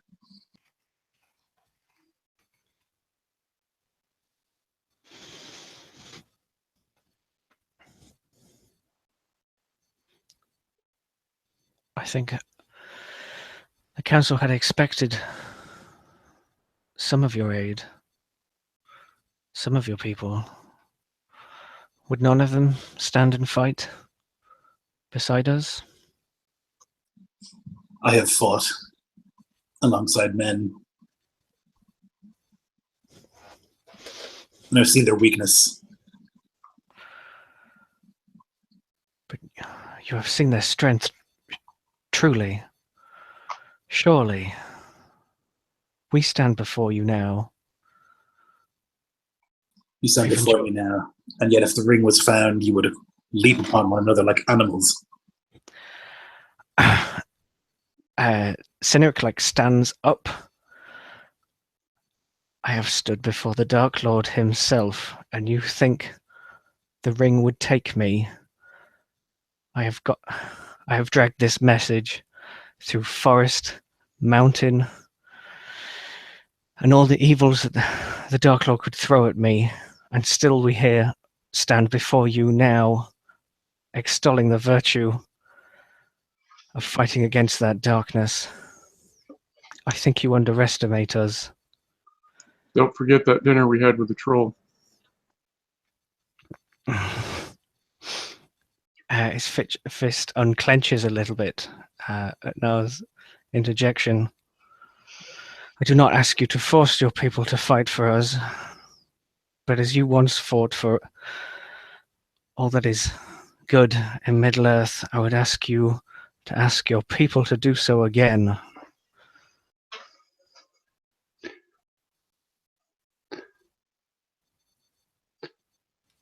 And while we are, many of us are tempted by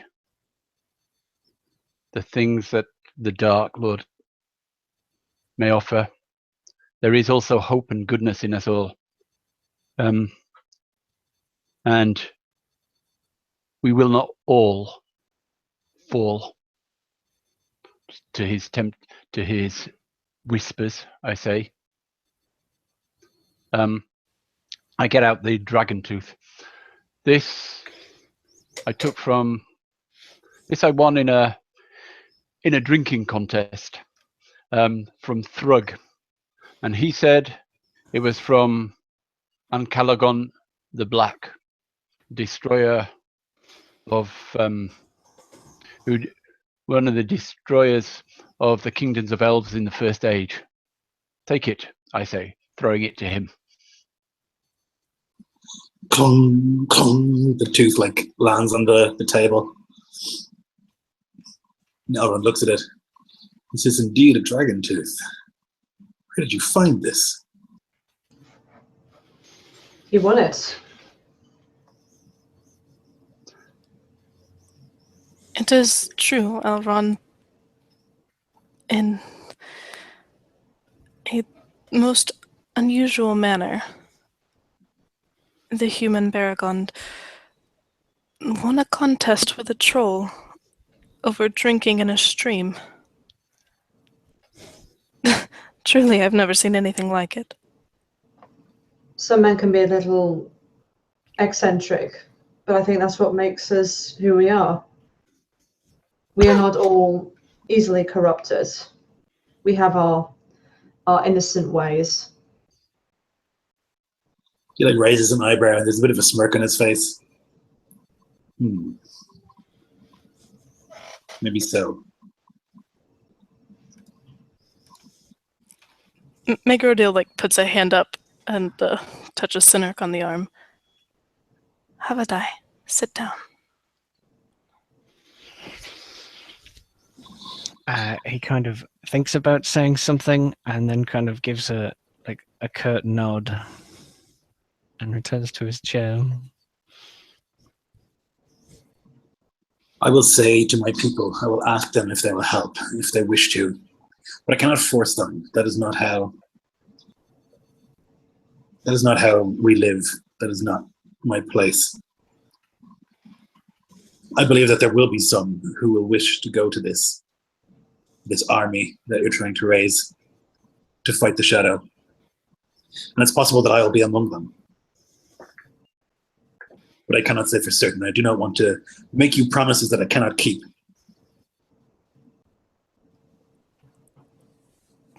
Megrodil looks at Elrond and you could perhaps promise one.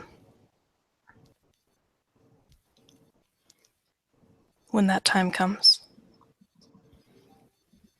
It is your decision, Megrodil. He says in Elven.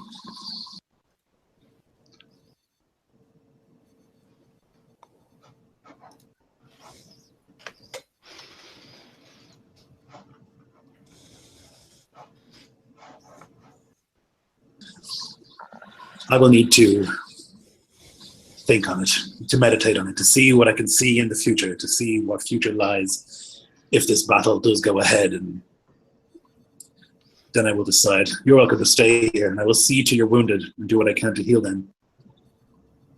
In the meantime, we have many relics here that you're happy, or you're welcome to peruse. Things from the first age, from the second age. Baragon jumps up excitedly and then sort of holds himself in position whilst he's waiting for Elrond to finish.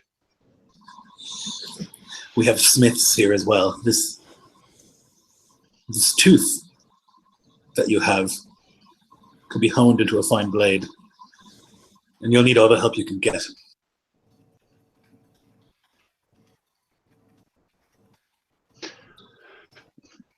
I fancied myself as a bowman before, but now, with I can hardly see out of one eye, never mind two. I'll have no distance perception, no ability as a bowman. If you can make a sword for me out of that, or anything, I gave my last sword away, then at least I can stand my ground beside my companions here and prove myself a man of Gondor. I will do what I can. For now, I'm going to go and rest and think on this. We will speak again. Enjoy the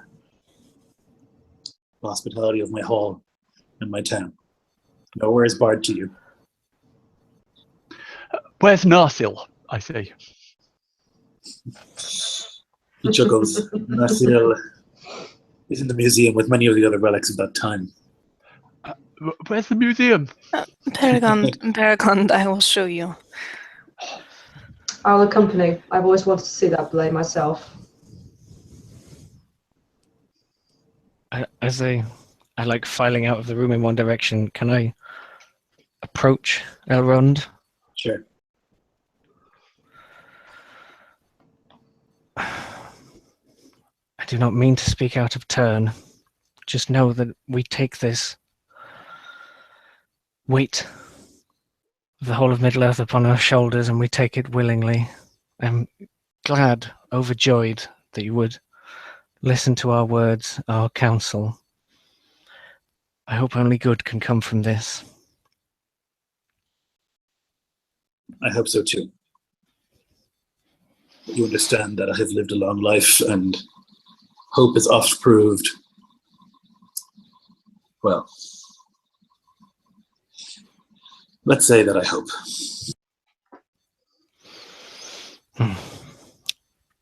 Now, I will leave you to your meditations, for I fear if I leave Baragon and Syrian alone too long, the blades of Narsil may be one shard lighter. Indeed. Enjoy the museum. We shall speak again soon. And he gives him another light bow, and then leaves.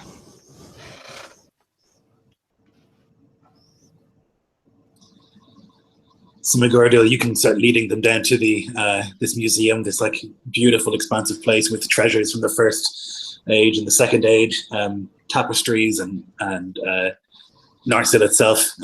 But I think we'll probably stop there, and we'll have a good look at the museum next time, and we'll see what Elrond's decision is. How many roleplay games have you ever said that before? We'll save the museum for the next session. It belongs in a museum. And I can almost sense the disappointment in all of you that you're like, oh, I want to see it. No, rejected. So thank you very much to my incredible players. I've got Dennis, Rogue DM, Taylor, Dan, and Kaya. Thank you so much. And thank you for watching if you did. Cheers.